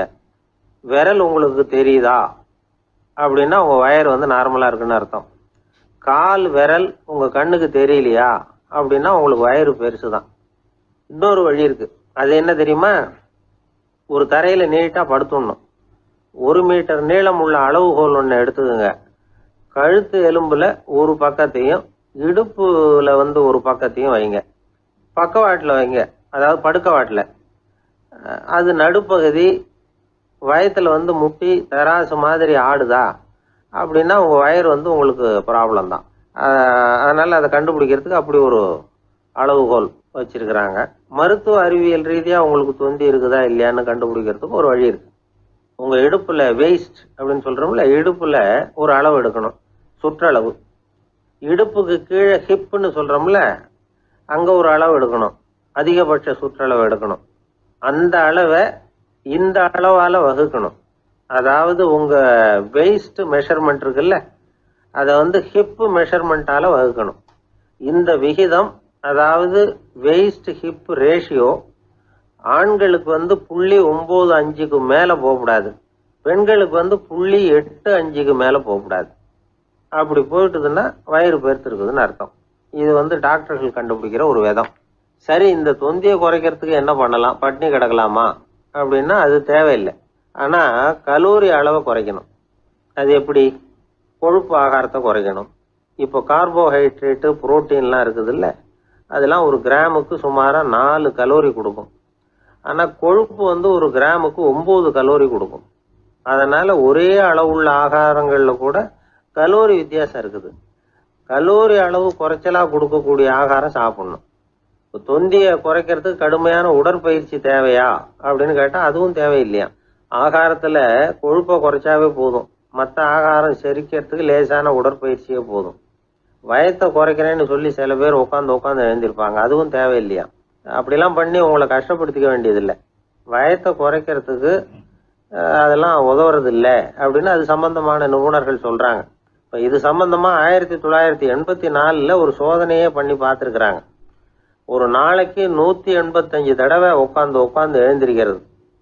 இது மாதிரி 27 நாள் பயிற்சி பண்ணிவிட்டு பார்த்தாங்களாம். வயிற்று கொழுப்புல எந்த மாறுதலும் இல்லையா. அதனால உட்காந்து எழுந்திருக்கிற வேலையெல்லாம் தேவையில்லை. தொந்தியை குறைக்கிறதுக்கு முயற்சி பண்றவங்க தோற்றத்தை அழகாக்குறது ஒரு பக்கம் இருந்தா கூட ஆரோக்கியமான நீண்ட வாழ்வுக்கும் அவங்க அஸ்திவாரம் போடுறாங்கன்னு தான் அர்த்தம். ஒருத்தர் வந்தார், சார் எனக்கு தொந்தி இருக்கா இல்லையான்னு கண்டுபிடிக்கிறது கஷ்டமா இருக்குதுன்னார். சரி, நான் கண்டுபிடிக்கிறேன், இப்படி தரையில காலை நீட்டி ஸ்ட்ரைட்டா படுங்க அப்படின்னோம். சரின்னு படுத்துட்டார். இப்போ உங்க கண்ணை திருப்பி கால் கட்டை விரலை பாருங்க, கட்டை விரல் தெரியுதா அப்படின்னு கேட்டேன். தெரியுது சார்னார். நீங்க தெரியுதுன்னு சொல்றத நான் எப்படி நம்புறதுன்னு. அதோ தெரியுற அந்த கட்டை விரல் நுனியில ஒரு ஈ கூட உட்காந்துருக்குது பாருங்க சார் அப்படின்னார். அப்படின்னா நீங்க பாக்குறது கட்டை விரல் இல்லை சார், உங்க மூக்கு நுனி, அங்கதான் இப்ப ஈ உட்காந்துருக்குது அப்படின்னோம். ஒருத்தர் வேகமா நடந்து போறாரு. கடை தெருவில் ஒரு ஸ்வீட்டு கடையை பாக்குறாரு. உடனே சடன் பிரேக் போட்டது மாதிரி நிக்கிறார். ஒரு ஸ்வீட் வாங்கி சாப்பிடலாமேன்னு மனசு சொல்லுது. டாக்டர் வேணாம்னு சொல்லியிருக்கிறார், உடம்புக்கு ஒத்துக்காது, அதனால் அது வேணாம்னு சொல்லுது அறிவு. இவர் மனசு சொல்கிறத கேட்கல, அறிவு சொல்கிறபடி கேட்குறார். அதனால் மறுபடியும் வேகமாக அங்கேருந்து நடந்து போயிடுறார். அவர் நல்ல மனுஷன். மனுஷனுக்கு அறிவும் இருக்குது, உணர்ச்சியும் இருக்குது. எதுக்கு எடுத்தாலும் உணர்ச்சி வசப்பட்டுக்கிட்டு இருக்கக்கூடாது, அறிவு வசத்தில் நாம் இருக்கணும். அப்போ தான் நாம் நல்லபடியாக வாழ முடியும். இல்லைன்னா அவஸ்தை தான். மகாபாரதத்தில் சந்தனுன்னு சொல்லி ஒரு அரசன் வர்றான். அவன் ஒரு சமயம் அறிவு வசப்படாமல் உணர்ச்சி வசப்படுறான். அதாவது ஒரு நாள் கங்கை கரையில் ஒரு அழகான பொண்ணை பார்க்குறான். இவனுடைய மனசு அவகிட்ட போயிடுது. அவளை கல்யாணம் பண்ணிக்கிறதுக்கு ஆசைப்படுறான். அந்த பொண்ணு சரின்னு சம்மதிக்கிறா. ஆனால் ஒரு நிபந்தனை போடுறா. அந்த நிபந்தனைக்கு சம்மதம்னு சொன்னாதான் உன்னை கல்யாணம் பண்ணிக்குவேன்னு சொல்றா. சரி, அவ போட்ட நிபந்தனை என்ன தெரியுமா? இது மாதிரி, நான் உங்க மனசு புண்படுற மாதிரி எந்த காரியம் பண்ணாலும் நீங்க என்ன ஏன்னு கேட்கக்கூடாது, நான் செய்யற காரியத்தை தடுக்கவும் கூடாது. அப்படி நீங்க செஞ்சா அடுத்த கணமே நான் உங்களை பிரிஞ்சு போயிடுவேன். இதுதான் அந்த பொண்ணு போட்ட நிபந்தனை. சந்தன அரசன் இந்த நிபந்தனையை ஒத்துக்கலாமா? இதை அறிவுபூர்வமாக யோசிச்சிருந்தா இதுக்கு கட்டுப்பட்டுக்க மாட்டான். இந்த நிபந்தனைக்கு நான் சம்மதிக்க மாட்டேன்னு தான் சொல்லியிருக்கணும். ஆனால் அவன் அந்த நேரத்தில் உணர்ச்சி வசத்தில் இருந்தான். அதனால நீ என்ன சொன்னாலும் சரின்னு ஒத்துக்கிட்டான். அவளை கல்யாணம் பண்ணிக்கிட்டான். இதனால என்ன ஆச்சு? 7 பச்சை இளம் குழந்தைகளை பிறந்த உடனே அவள் கங்கையில் தூக்கி எறிஞ்சி கொல்லக்கூடிய கோர காட்சியை இவன் ஒன்று முன்னாடி ஒன்றா பார்க்க வேண்டியதாக போச்சு. கடைசியில் 8வது குழந்தை பிறந்ததுன்னா அவனுடைய அறிவு மேலோங்குது. அந்த கொடிய செயலை தடுத்து நிறுத்துறான். அந்த 8வது குழந்தை தான் பின்னாடி பீஷ்மர் ஆகிறார். ஒரு பக்தி பிரசங்கத்தில் ஒரு பேச்சாளர் இந்த விஷயத்தை சொல்லிவிட்டு இன்னொரு விஷயமும் சொன்னார். அது என்னன்னா, சந்துனு மன்னன் அறிவுக்கும் உணர்ச்சிக்கும் நடுவில் அகப்பட்டு தவிச்சதுனால அவன் வம்சத்தில் வந்த கௌரவர்கள் உணர்ச்சி வசப்பட்டாங்க, பாண்டவர்கள் அறிவு வசப்பட்டாங்க அப்படின்னு சொன்னார். மனுஷனுக்கு உணர்ச்சியை விட அறிவு மேலோங்கி இருக்கணுங்கிறது சரிதான். ஆனால் அந்த அறிவை எப்படி உபயோகப்படுத்துகிறோங்கிறது முக்கியம். ஒருத்தர் சொன்னார், சார் இன்னைக்கு கோயம்புத்தூரில் ஒரு கல்யாணம், அதுக்கு நான் போக முடியலேன்னு நினைக்கும் பொழுது மனசுக்கு ரொம்ப வருத்தமாக இருக்குது சார் அப்படின்னார். ரொம்ப உணர்ச்சி வசப்பட்டார். அதுக்காக கவலைப்படாதீங்க சார், ஒரு வாழ்த்து தந்தி கொடுத்துருங்களேன் அப்படின்னார் இன்னொருத்தர். அது எப்படி சார் முடியும்னார் அவர். நான் தானே சார் கல்யாண மாப்பிள்ளை அப்படிங்கிறார் அந்த ஆள். ஒரு மனுஷனை பார்த்து என்கிட்ட வாலாட்டாதே அப்படின்னு சொன்னால் அவன் நம்மகிட்ட ஏதோ வம்புக்கு வர்றான்னு அர்த்தம். ஒரு நாயை பார்த்து யாரும் என்கிட்ட வாலாட்டாதே அப்படின்னு சொல்கிறது இல்லை. ஏன்னா நாய் வாலாட்டுனா அது நம்மக்கிட்ட தன்னுடைய நன்றியை தெரிவிக்கிறதாக நினச்சிக்கிட்டு இருக்கிறோம். ஆனால் அது அப்படி இல்லை அப்படின்னு சொல்கிறாங்க அது சம்பந்தமான நிபுணர்கள். ஒரு நாய் தன்னுடைய வாலை இந்த பக்கமும் அந்த பக்கமுமா இப்படியும் அப்படியும் ஆட்டிக்கிட்டு இருந்தா அது பதட்டத்தில் கூட இருக்கலாம். நாய் நட்பாக இருந்தாலும் வாலாட்டும், ஆத்திரத்தில் இருந்தாலும் வாலாட்டும், கோபத்தில் இருந்தாலும் வாலாட்டும், குழப்பத்தில் இருந்தாலும் வாலாட்டும், மகிழ்ச்சியாக இருந்தால் கூட அது வாலாட்டும். அதை நாம் தப்பாக புரிஞ்சுக்கிட்டு அதுக்கிட்ட போய் மாட்டிக்கக்கூடாது. நாயை பற்றி எனக்கு நல்லா தெரியும் அப்படின்னு சொல்கிறவங்க கூட அதுக்கிட்ட கடி வாங்கிட்டு நிற்கிறது உண்டு. நிபுணர்கள் என்ன சொல்கிறாங்க தெரியுமா? எப்போவுமே நாய்கள் திடீர்னு கடிச்சு விடுறதில்ல, கடிக்கிறதுக்கு முன்னாடி சில அறிகுறிகளை காட்டும். அதை சரியாக புரிஞ்சுக்கிட்டோம்னா தப்பிச்சுக்கலாம். ஒரு வீட்டுக்கு போகிறீங்க, அங்கே புதுசாக ஒரு நாயை பார்க்குறீங்க, உடனே அதுக்கிட்ட போய் குனிஞ்சு சிரிச்சுக்கிட்டே அது தலையில் தட்டுறீங்க. இது ரொம்ப தப்பான். ஒரு நாய் இன்னொரு நாயை நேருக்கு நேர் பார்த்து பல்ல காட்டுனா அது தன்னுடைய தன்முனைப்பை காட்டுதுன்னு அர்த்தமா. உன்னை விட நான் பெரியவன் அப்படின்னு சொல்லுதுன்னு அர்த்தம். அதனால் நீங்கள் அது மாதிரி கிட்ட போய் சிரிக்கிறோம் அப்படின்னு நினச்சிக்கிட்டு பல்ல காட்டினா உங்களையும் எதிரியாக நினச்சிரும். இன்னொரு விஷயம் என்னென்னா, தலையில் தட்டுனா நாய்க்கு பிடிக்காது. அது தன்னை அடக்கிறதாகவும் அச்சுறுத்துறதாகவும் நினச்சிக்கிட்டு இருக்கும். சரி, அப்படின்னா புதுசாக ஒரு இடத்துல அல்லது வீட்டில் நாய்க்குட்டியை பார்த்தா என்ன பண்ணுறது? நீங்கள் சும்மா இருங்க, அதுவாக கிட்ட வரட்டும். அதுக்கப்புறம் அதுக்கிட்ட கனிவாக பேசுங்க. கன்னம், மார்பு, தோல் இங்கெல்லாம் தட்டலாம், தப்பு இல்லையா? தலையில் தான் தட்டப்படாதான். ஒரு நாய் உங்களை நோக்கி ஓடி வருது, நீங்களும் ஓடுனா அது துரத்த ஆரம்பிச்சிடும். அசையாமல் சில மாதிரி நின்றுடுங்க, அது கிட்ட வராது. அதுக்கு ஆர்வம் இல்லாமல் போயிடும். ஒரு தெருவில் சின்ன பிள்ளைங்க நிறைய பேர் விளையாடிக்கிட்டு இருக்கிறாங்க. அப்போ சில நாய்கள் அங்கே ஓடி வருது. எல்லாரும் ஓடினாங்க. அப்படி ஓடுறப்போ ஒரு பையன் கால் தடிக்க கீழே விழுந்துட்டான். என்னாச்சு தெரியுமா? துரத்திட்டு வந்த நாய்கள்லாம் கீழே விழுந்தவனை ஒன்றும் செய்யலை, அவன்கிட்டே போகல. ஓடிக்கிட்டு இருந்தாங்கல்ல பசங்க, அவங்கள துரத்திக்கிட்டு அவங்க பின்னாடி ஓடிச்சான். அதுதான் நாய்களுடைய சுபாவம். ஒரு நாய் நம்மளை நேருக்கு நேர் முறைச்சி பார்க்குதுன்னு வச்சுங்க, நாமளும் அதை முறைச்சி பார்க்கக்கூடாது. நாம் வேறு பக்கம் எங்கேயாவது பார்க்க ஆரம்பிச்சிடணும். ஒரு நாய் கோபமாக இருந்ததுன்னா அதோட வால் உறுதியாக நேராக நிற்கும். ஒரு நாய் பணிந்து போனால் அல்லது பயந்து போனால் அது தன்னோட வாலை காலுக்கு நடுவில் வச்சுக்கும். ஒரு நாய் நம்மளை பார்த்து பயந்து நிற்குதுன்னு வச்சுங்க, அதனால் நமக்கு ஆபத்து இல்லைன்னு நினச்சிடக்கூடாது.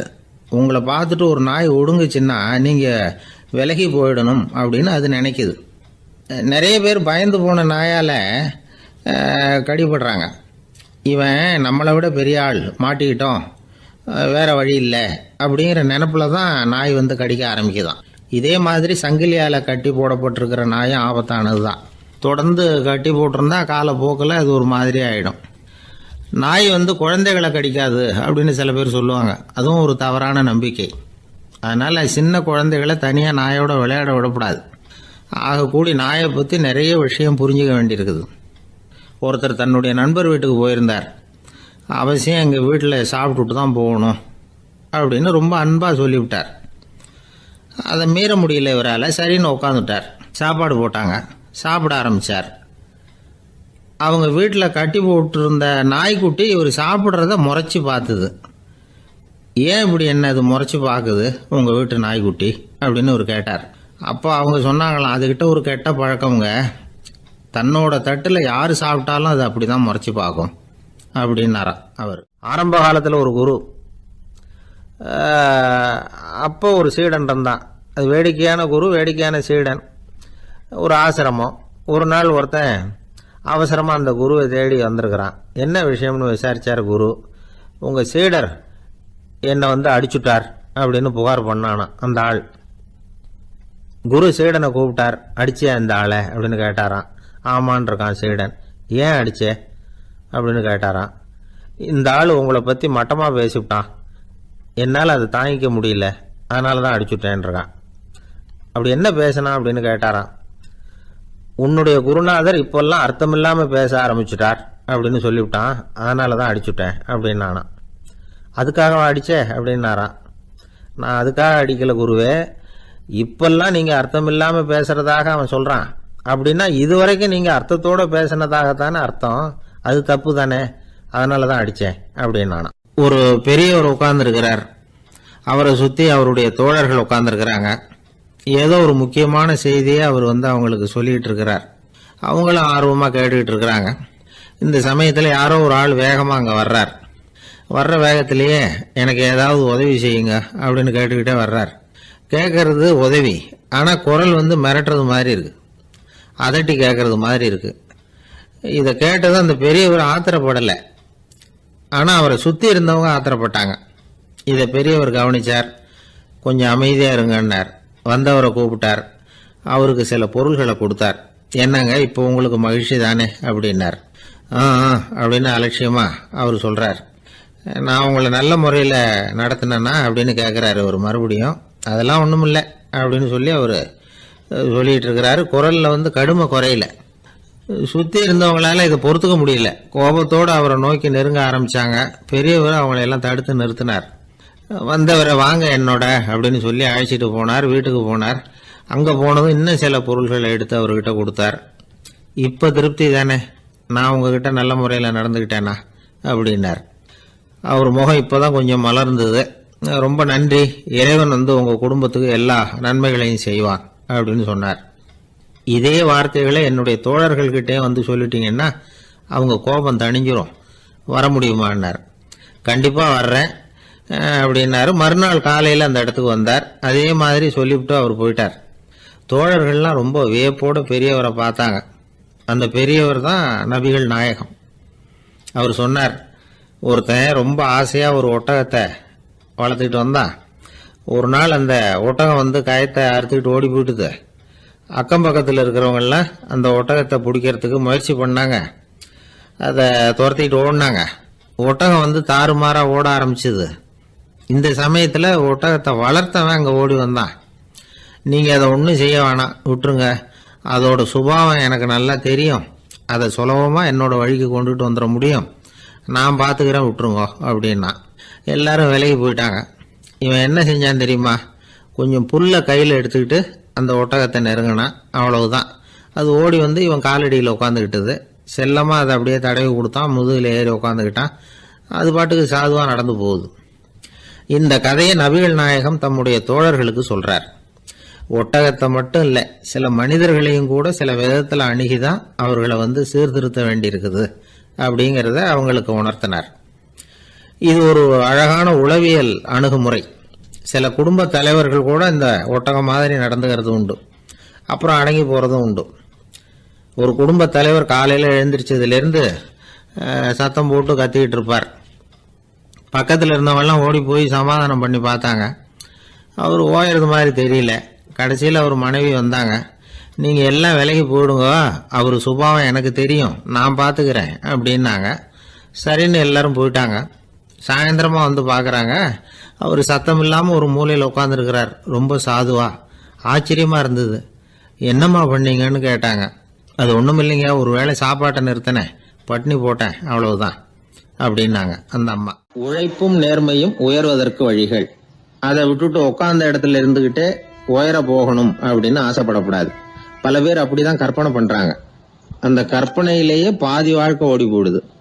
உழைப்புங்கிற வழியையும் நேர்மைங்கிற வழியையும் ஒதுக்கி விட்டு குறுக்கு வழியில ஓட நினைக்கிறவங்க குப்புற விழுந்துடுறாங்க. எந்த தொழிலை நாம செய்தாலும் சரி, அந்த தொழிலுக்குரிய பெருமையை நாம புரிஞ்சுக்கிட்டு அதுல ஈடுபடணும். அப்படி இல்லாம என்ன சார் பொழப்போகுது, இந்த தொழிலை மனுஷன் செய்வானா அப்படி புலம்பிக்கிட்டே இந்த தொழிலையே செஞ்சுக்கிட்டு இருக்கிறவங்க நம்மள பல பேர் உண்டு. செய்யும் தொழிலே தெய்வம் அப்படின்னு சொல்றாங்கல்ல, அப்படி சொல்றது எதுக்காக? அந்த அளவுக்கு அதுல ஒரு ஈடுபாடு வேணுங்கிறதுக்காகத்தான். ஒரு பெரிய மலைப்பகுதி, அந்த மலை அடிவாரத்துல ஒரு சிற்பி உட்காந்து ஒரு சிலையை வடிச்சுக்கிட்டு இருக்கிறான். கையில ஒரு சின்ன உளிய வச்சுக்கிட்டு ஒரு பெரிய கருங்கல் பாறையை கொஞ்சம் கொஞ்சமா உடைச்சுக்கிட்டு இருக்கான். ஒரு சிற்பத்தை வடிக்கிறதுங்கிறது அவ்வளவு உன்னதமான ஒரு தொழிலா? எல்லாராலையும் முடியுமா அது? அப்படி இருந்தும் அந்த சிற்பிக்கு மன நிறைவில்லை. அவன் நினைக்கிறான், இந்த கடுமையான வெயில்ல உட்கார்ந்து வேலை செய்யறது எவ்வளவு கஷ்டம். நாம ஒரு சிற்பியா இருக்கிறதுனால தானே சூரியன் கடுமையான வெப்ப கதிர்களை நம்ம மேல வீசுறான். நாமளே அந்த சூரியனா இருந்துட்டா இந்த கஷ்டம் இருக்காதே. நம்மளை கஷ்டப்படுத்துறவன் நம்மளோட வலிமை உள்ளவன், அதனால நாம அவனா மாறி விடுறதுதான் நல்லது அப்படின்னு அந்த சிற்பி யோசனை பண்ணான். அவன் எண்ணம் உடனே நிறைவேறிட்டுது. இயற்கைங்கிற மாபெரும் சக்தி அவனை ஒரு சூரியனா மாத்தி விட்டுது. சிற்பி இப்போ ஒரு சூரியனா மாறினான். இனிமே இந்த உலகத்துல நம்மளை விட வலிமை உள்ளவன் வேற யாரும் கிடையாது அப்படின்னு நினைக்க ஆரம்பிச்சுட்டான். அவனுக்கு மகிழ்ச்சியா இருந்தது. அந்த மகிழ்ச்சி அதிக நேரம் நீடிக்கல. ஏன்னா கொஞ்ச நேரத்துல ஆகாயத்துல கரிய மழை மேகங்கள் அப்படியே சூழ்ந்து வந்தது. சூழ்ந்து வந்த மேகங்கள் சூரியனை மறைக்க ஆரம்பிச்சது.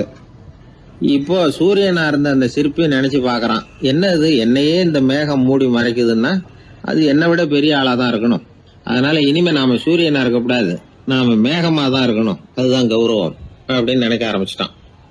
இப்பவும் பாருங்க, இயற்கை அவனுடைய ஆசையை நிறைவேற்றி வச்சுது. சூரியனா இருந்த சிற்பி மேகமா மாறினான். வான வீதியில அப்படி உல்லாசமா வர ஆரம்பிச்சான்.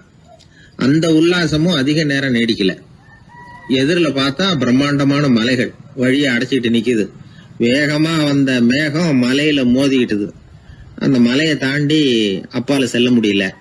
இப்போ அந்த மேகம் நினைக்குது, நாம எந்த தடையும் இல்லாம அந்தரத்துல மிதந்து வர்றோம்.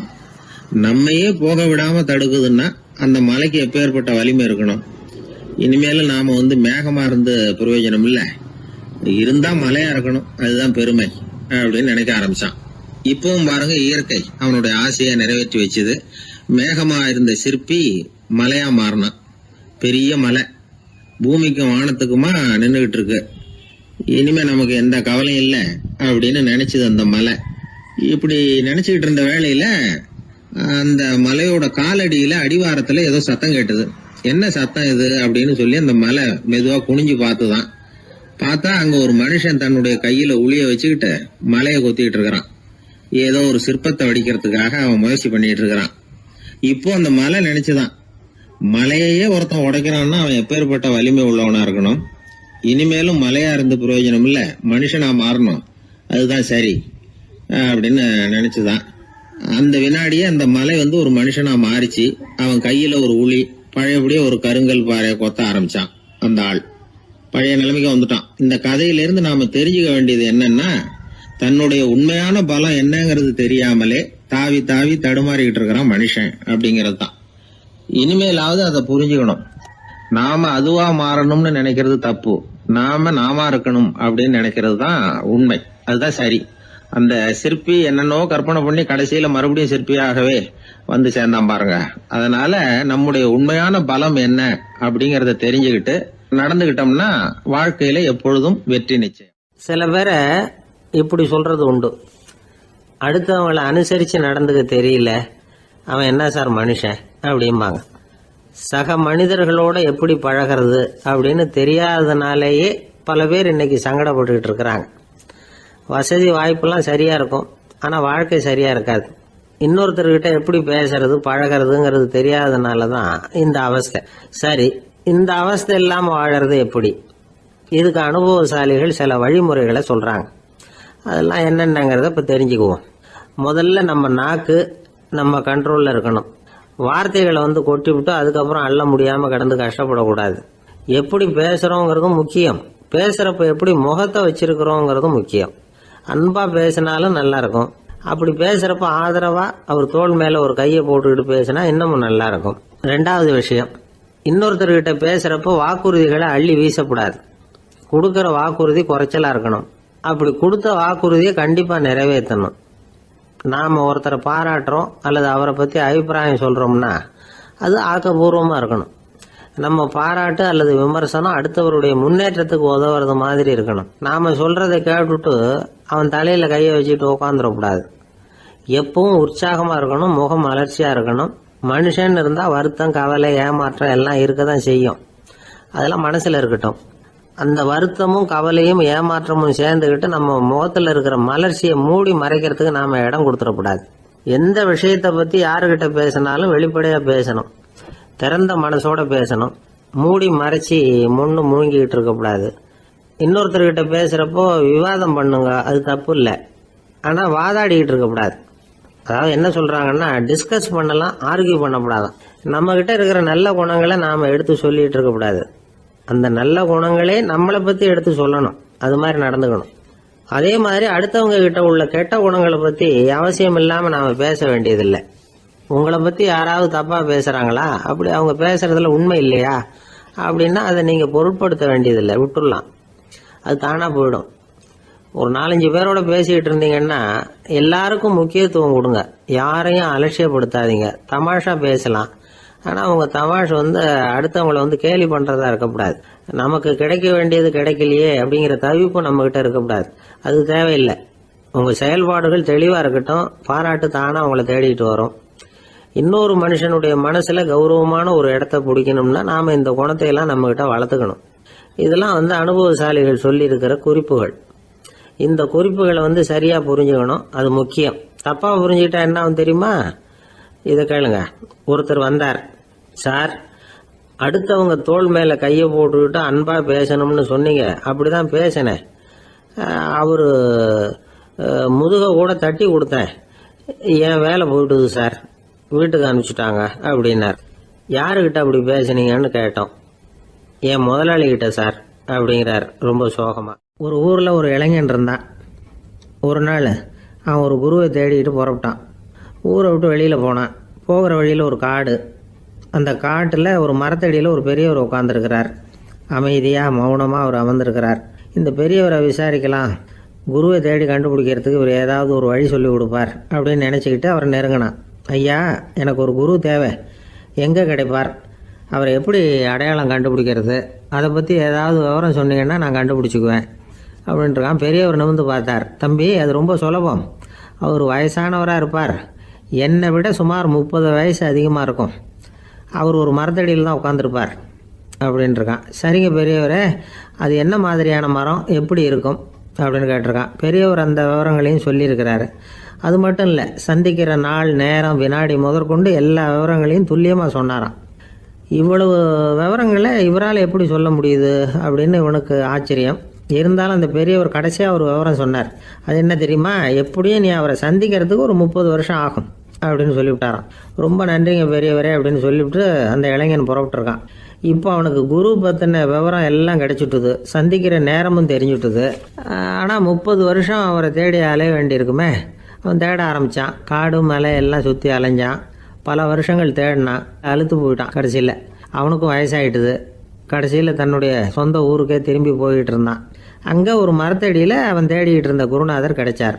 யார் அவருன்னா, 30 வருஷத்துக்கு முன்னாடி வழி சொல்லி கொடுத்தாருல அதே பெரியவர். அவருக்கு இப்போ 30 வயசு அதிகமாக இருந்தது. அதே மரம். அன்னைக்கு பெரியவர் சொன்ன அடையாளம் இப்போ பொருத்தமாக இருந்தது. இப்போ அந்த பெரியவர் சொன்னார், சரியாக வந்து சேர்ந்துட்டேன், வா, உனக்காக தான் நான் இவ்வளவு காலமும் காத்துக்கிட்டு இருந்தேன் அப்படின்னாரான். என்ன சொல்கிறீங்கன்றிருக்கான். 30 வருஷத்துக்கு முன்னாடி என்கிட்ட வந்தியே, அப்போவே என் காலம் வந்து முடிஞ்சு போயிருந்தது. அப்போவே என்ன உனக்கு அடையாளம் தெரியல, அதனால் இவ்வளவு காலம் உனக்காக காத்துட்ருக்கும்படி ஆயிட்டுது அப்படின்னாராம். ஐயா, அப்போவே நீங்கள் சொல்லியிருக்கலாமே, இதுதான் 30 வருஷம் கழித்து நீ சந்திக்க போகிற இடம், நான் தான் உன்னுடைய குரு அப்படின்னு சொல்லியிருக்கலாமே அப்படின்ட்டுருக்கான். அந்த பெரியவர் சிரிச்சுக்கிட்டே இதுக்கு பதில் சொன்னாராம், நான் எவ்வளவோ விவரமாக தான் சொன்னேன், நீ சரியாக புரிஞ்சிக்கல. காரணம், அப்போ நீ போதுமான அளவுக்கு பக்குவம் பெற்றிருக்கவில்லை. அதனால் புரியும் சக்தி இல்லாமல் போயிட்டுது. அப்போ 30 ஆண்டு காலம் நீ அலைஞ்சு தெரிஞ்சிருக்கிற, அது காரணமாக இப்போ உனக்கு அந்த பக்குவம் வந்துட்டுது. அதனால தான் அடையாளம் காண முடிஞ்சது, நானே உன்னுடைய குரு அப்படின்னாராம். இதுலேருந்து என்ன தெரியுதுன்னா, ஆன்மீகத்தில் மாணவனாக சேர்றதுக்கு கூட ஒரு பக்குவத்தன்மை தேவைப்படுது. ஒரு பெரிய ஞானி, அவர்கிட்ட சீடனாக இருக்க ஒருத்தன் வந்தான், எதிரில் நின்னான்.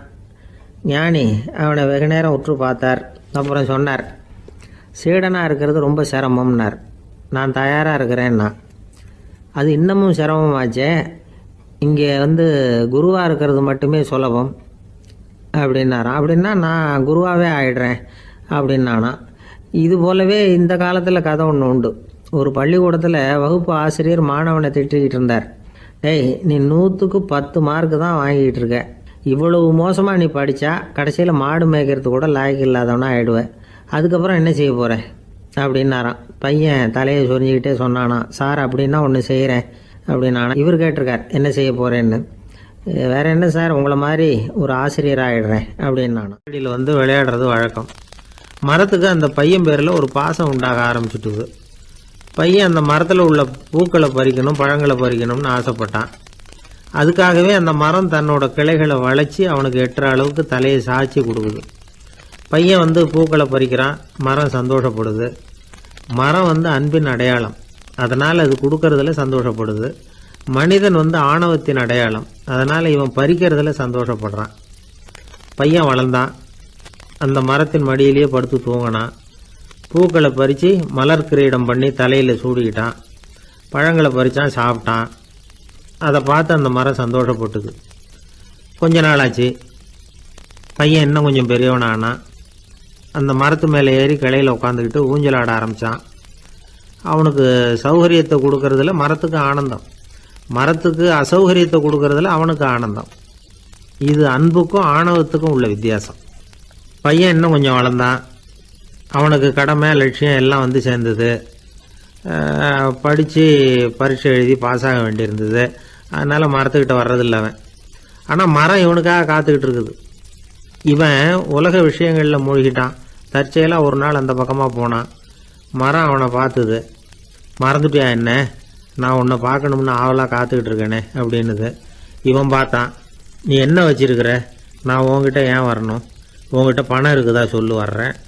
ஏன்னா நான் இப்போ பணத்தை தான் தேடிக்கிட்டு இருக்கிறேன் அப்படின்னா. உனக்கு பணம் தானே வேணும், என்னுடைய பழங்களை பறிச்சிக்கோ, அதையெல்லாம் விற்பனை பண்ணு, பணம் கிடைக்கும் அப்படின்னு அந்த மரம். உடனே அவன் மரத்தில் ஏறினா, பழங்களை பறித்தான், பழுக்காத காய்களையும் சேர்த்து பறித்தான். தன்னோட கிளை கொம்புகள் உடைஞ்சா கூட அதுக்காக அந்த மரம் வந்து கவலைப்படலை, சந்தோஷப்பட்டுது. இவன் பழங்களை பொறுக்கிட்டு அந்த மரத்துக்கு ஒரு நன்றி கூட சொல்லாமல் அவன் பாட்டுக்கு போட்டான். அதுக்கப்புறம் அந்த பக்கமே திரும்பலை. பணம் சம்பாதிக்கிறதுலேயே குறியாக இருந்தான். மரத்துக்கு மறுபடியும் வருத்தம், அவன் வரலையேன்னு. பல வருஷம் கழித்து அவன் வந்தான். வா மகனே, என்னை வந்து கட்டி பிடிச்சிக்கொண்டுது அந்த மரம். நான் என்ன இன்னமும் சின்ன பிள்ளையா உன்னை வந்து கட்டி பிடிச்சிக்கிறதுக்கு அப்படின்னா அவன். நான் இப்போ ஒரு வீடு கட்ட போகிறேன், அதுக்கு உன்னால் உதவ முடியுமா அப்படின்னா. என்னுடைய கிளைகளை வெட்டிக்கோ அப்படின்னுது மரம். கொஞ்ச நேரத்தில் மரத்தை அப்படியே மொட்டை அடிச்சுட்டான். மறுபடியும் கொஞ்ச காலம் கழிச்சு அந்த மனுஷன் வயசாகி ரொம்ப கிழவனாக போட்டான் அவன். அதுக்கப்புறம் வந்தான். நான் தூர தேசங்களுக்கு போய் பணம் சம்பாதிக்கணும்னு ஆசைப்படுறேன், நான் பிரயாணம் பண்ணுறதுக்கு ஒரு படகு தேவை, அதுக்கு நீ உதவி செய்ய முடியுமான்னா. அது ஒன்றும் பெரிய பிரச்சனை இல்லை, என்னுடைய அடிமரத்தை வெட்டிக்கோன்னுது அந்த மரம். அவன் வெட்டினான், படகு செஞ்சான், போயிட்டான். இனிமேல் திரும்பி வருவானோ மாட்டானோ அது தெரியாது. ஆனால் இந்த அடிமரம் அவனுக்காக காத்துக்கிட்டு இருக்கும். ஏன்னா இது அன்பின் அடையாளம், அவன் ஆணவத்தின் அடையாளம். அன்பு கொடுக்கறதுக்கு தான் ஆசைப்படும், ஆணவம் வாங்கிறதுக்கு தான் ஆசைப்படும். இப்படி ஒரு கதையை ஒரு பெரியவர் சொல்லியிருக்கிறார். அதை நாம் சிந்திச்சு பார்க்கணும். 1944 வருஷத்துல ஒரு நாள் மொரார்ஜி தேசாய் எரவாடா சிறையில் இருந்தார். காவல்துறை உயர் அதிகாரி ஒருத்தர் வர்றார். மொரார்ஜி தேசாய சிறை அதிகாரி அலுவலகத்துக்கு அழைச்சிட்டு போறார். சிறை அதிகாரி ஒரு தகவலை சொல்றார். உங்க நண்பர் மங்கள்தாஸ் பக்வாசா அப்படிங்கிறவர் நாசிக் சிறையில அடைக்கப்பட்டிருந்தார். அவருக்கு உடல் நலம் ரொம்ப பாதிக்கப்பட்டதுனால அவரை சிறையிலிருந்து பம்பாயில உள்ள ஹரிகிருஷ்ணன் தாஸ் மருத்துவமனைக்கு கொண்டுகிட்டு போயிருக்கிறாங்க. அவரு உங்களை பார்க்கணும்னு ரொம்ப ஆவலோட இருக்கிறார். அதனால நீங்க பரோல்ல போய் பாத்துட்டு வாங்களே அப்படின்னார். நிபந்தனையோட போய் பாத்துட்டு வரலாம்னார். தியாக செம்மல்கள் பரோல்ல செல்றதில்ல அப்படிங்கிற உறுதியோட தான் சிறைச்சாலைக்கே வருவாங்க. இப்படி இருக்கிறப்போ மொரார்ஜி மட்டும் பரோல்ல போயிட்டு வர்றதுக்கு எப்படி சம்மதிப்பார்? உயிர் நண்பரின் உயிர் ஆடுது அப்படிங்கறத கேட்டதும் உடனே போய் பார்க்கணும்னு ஆவல் தான்.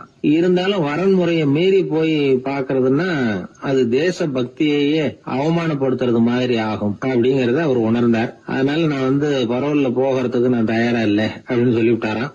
நண்பருடைய கடைசி ஆசைய நிறைவேற்றுறது உங்க கடமை இல்லையா அப்படின்னு கேட்டிருக்காரு சிறை அதிகாரி. கடமை தான், அதே சமயம் என்னுடைய கடமையை காப்பாத்துறதும் முக்கியமாச்சே அப்படின்னாரா இவர். அதுக்கப்புறம் அந்த அதிகாரி நிபந்தனை இல்லாமலே மொரார்ஜியை வெளியில அனுப்புறதுக்கு சம்மதிச்சாராம். அப்படி இருந்தும் மத்த நண்பர்களை கலந்துகிட்டு தான் மொரார்ஜி வெளியில புறப்பட்டாராம். பம்பாய்க்கு போனார். படுக்கையில நண்பரை சந்திச்சார். அவர் ரொம்ப மோசமான நிலைமையில இருந்தார். உடல்நிலை கவலைக்கிடம்னு தான் டாக்டர்களும் சொன்னாங்க.